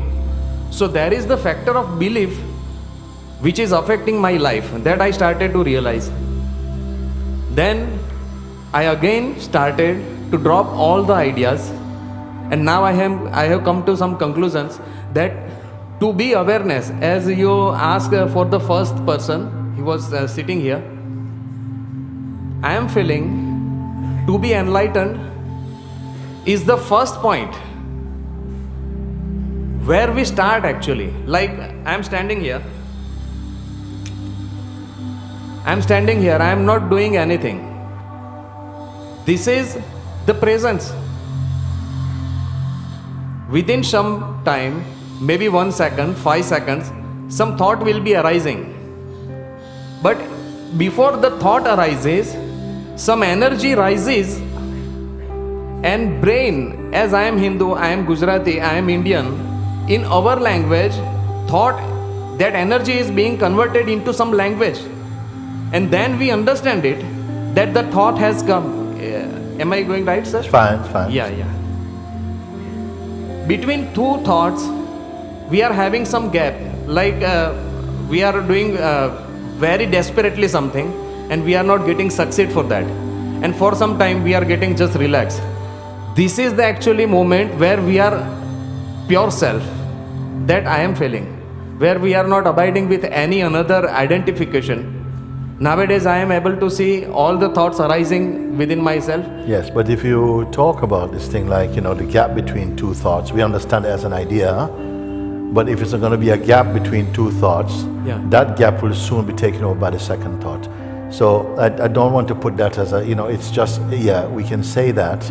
We don't have to go through such a complex thing. It cannot be practiced, by the way, to say that, it can only just be a pointer amongst many thousands of And others. when I start to say like that, it is also been watched. Yeah. Second thing, Sir, can I just say? Yes, sir. We have dealt with all of this. We have, because whatever way we can talk about it, it still comes down to all these things. They are observable.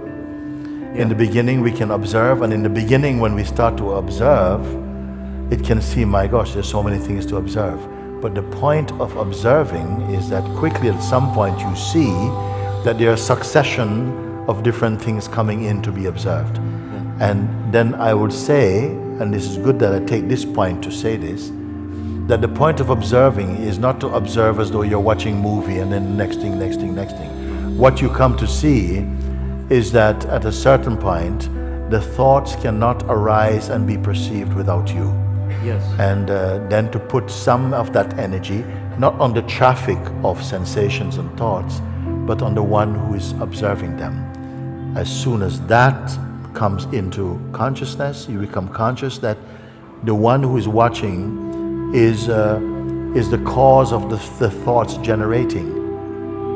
When you see this, the thoughts will begin to slow down by themselves. When you try to catch hold of who is this one who is observing the thoughts itself also, you see, then you're not going into the direction of multiplying thoughts. Everything begins to slow down. When, if you follow the guidance I gave earlier, it will come down to nil. No thoughts is there. It's very important for you to be yourself saying that to me, yourself admitting that no thoughts dwell here in this ultimate place. The thoughts begin somewhere in the dynamic consciousness, and that's what is being observed. Everything I've said, this video is on record, it is free, watch it. If you don't watch any other video, I think you can watch this one and you can resolve all these things. I don't see any person's problem as being personal to them only. What I've endeavored to do is to try and open it up and dissect the mechanism of the functioning of the psychological mind to you, so you understand what's going on in your head and what is not going on and where your true place is. That's all you need to know. All the books in spirituality, they boil down to these quintessential pointings if you can get them. If you get them, you're free out of them. If you don't get them, you can go from one thing to the next thing, from ego to super duper ego to free ego to all these different things. Because the mind will just keep on. The mind writes on many spiritual books, Mind writes many spiritual books. It loves it. And don't just fall in love with spirituality. If it's of any value, it should be bringing you back to silence. In fact, any true conversation returns you to silence. It takes you back to emptiness. This is the significant point, no? So, you mentioned some things. It's good that we hear them again a little bit, but I feel we can leave it like this for today. Thank you. Okay, Mooji. Mooji, one last thing. The Because last thing will be that we are having some musicians to come and play. If they are coming and you can get what you have to say in 1 minute, you can do. I have started recently because the 95% energy, dangerous feeling, tensions have been decreased now. And since last a week, I have started to say myself, I am aware that the sensation has been arised, and for the some time it slows down. But then after some time, I realized that it was also been seen. So this is the only running situation. So finally, what you suggest to do in that situation, because the jerks are so heavy, it is by speech, I can't explain you. Okay, but from the place that I speak about, in fact, whatever phenomenon arises in consciousness, whether it's some twitching or some jerking, all of them are seen as really just movements in consciousness. Okay. You see, if you don't understand this, the mind will try to make you understand in some complex way, and then you'll be going to do some study about jerking or whatever it is, and then you miss the point that you are that point. You are that which perceives all these things. When we are looking from the mind, it looks like, where are all these people going? Is it to the toilet or what? I say sometimes, my God, you don't realize what you are listening to. You really don't.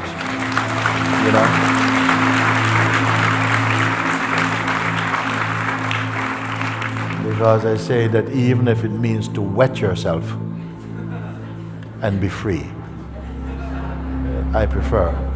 People going outside to get into the queue for me to tap their head and this type of stuff and to bless malas.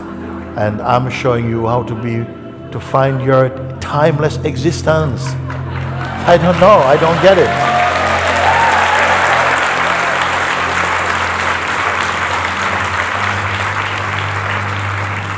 And this is it. Maybe it's open satsang, it's like this. But for how long we have been suffering our thinking and our minds. And I have no free wasted words to give you. Everything is a grenade in your head, You should not be living like that. It's a bit disrespectful to just go like that. Unless you need to go. Okay, you want to go to loo, you go to loo. But I perhaps will never speak like this again. I didn't plan to speak like this today. And I feel that it's important to really, really give it a shot. Even if you have to leave today, it's fine. But really, don't do that. Don't just walk out. Sometimes people leaving because they're late for lunch and this is really bad. No? This body has diabetes. Normally I'm going to the bathroom every half an hour. I'm sitting here sometimes 3 hours with you. That's how important your existence is perceived here. I am not walking off the stage. Why people look, almost 50 people standing out there, and they're missing what we're sharing. And this could be the thing that brings your life back to you. That's why I say the teachings have always been in the world, but the world is not in the teachings. And of course, can you go? You're free to go. We are free to be free, and we are free to be bound. It's not I'm not the accountant of this.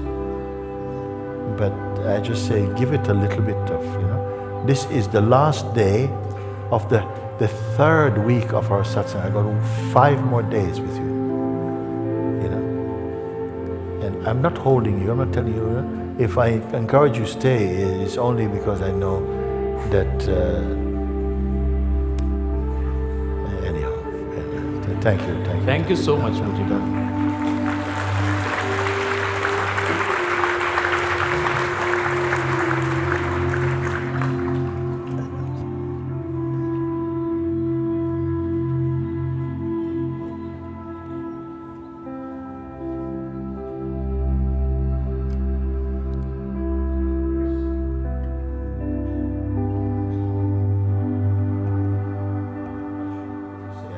want to finish what I said just now, because I say this body, it has different ailments and stuff like that, and some of it is just absorbed from everything, like that. And when I say I can sit here sometimes 3-4 hours without needing to go to the bathroom, it's not because of some kind of Siddhic skill that I have or nothing. It's just the grace of God. It's just grace of God. If something is important to you, you can cancel. It will transcend all the physical needs you have to ensure that you get it. It's mind that wants to go get away for smaller things.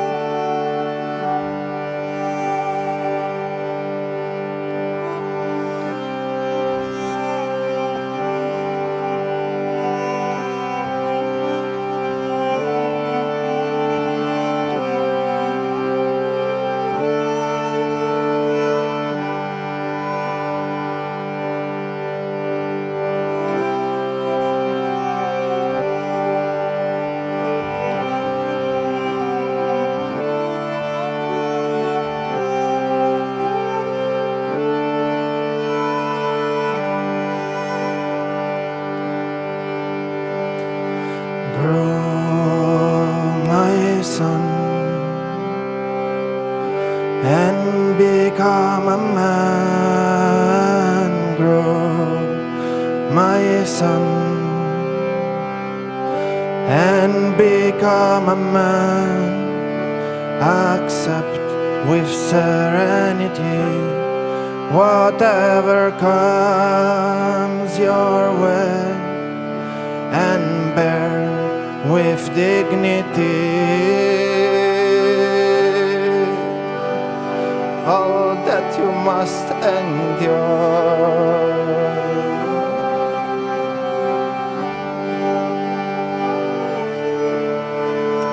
Come, be my playmate for a while. Leave all your plans, understand that my game is precise. Pleasure and pain are alike, so rejoice even when in despair. Look at me while I smile. The one who is true won't fear my dark side. He'll always prostrate to my unsparing light. He will always prostrate to my unsparing light.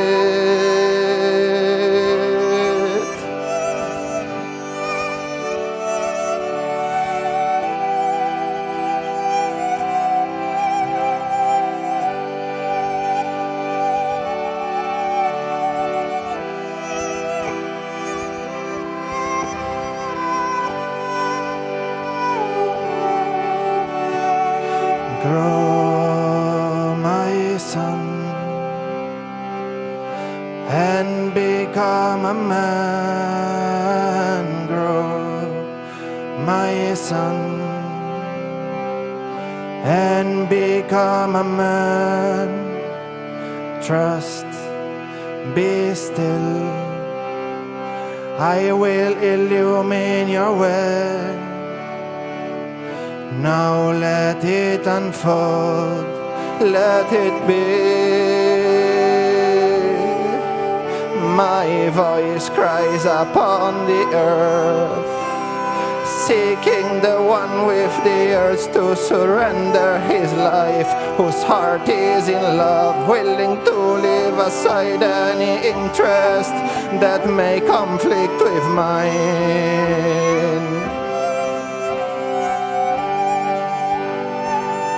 By dwelling in me, he forgets his pride, he embraces despair and walks towards his destiny with a smile. Surrounded by flames, he sheds his desires and in ecstasy sing praises to the Mother.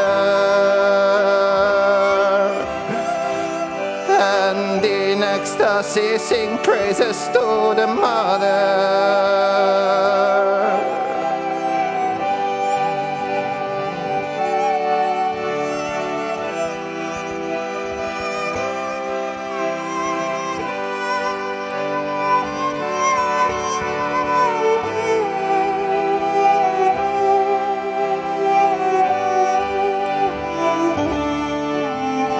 Do you feel this grace that is tirelessly falling upon us?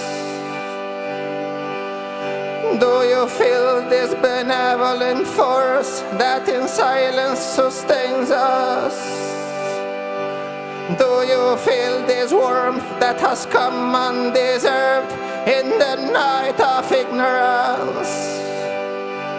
Do you see this light piercing the shadows of arrogance?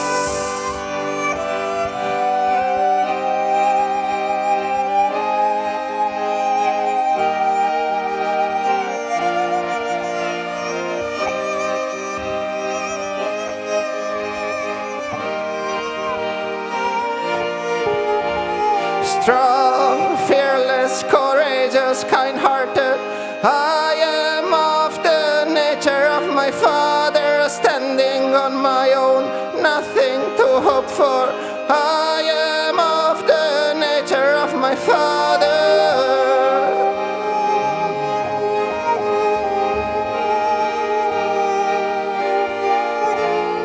Burnt are my sorrows in flames of devotion.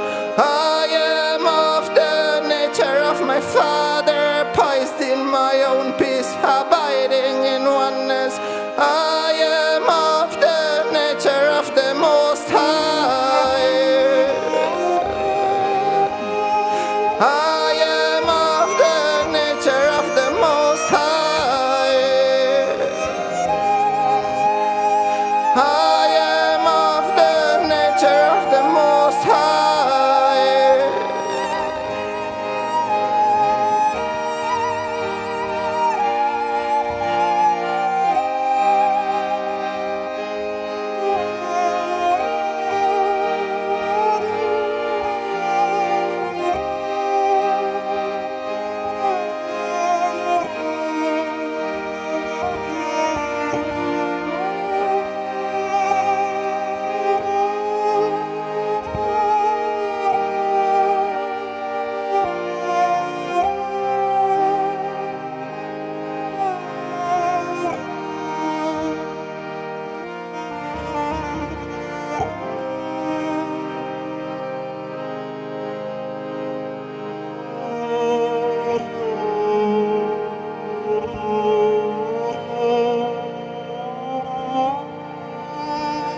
Grow, my son, and become a man. Grow, my son, and become a man.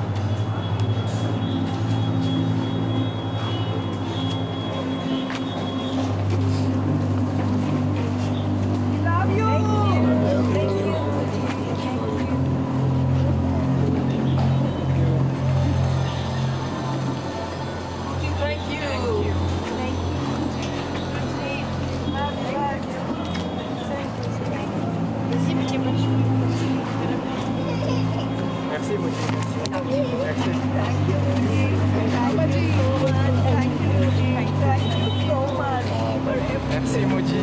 Merci. Thanks. You're going today.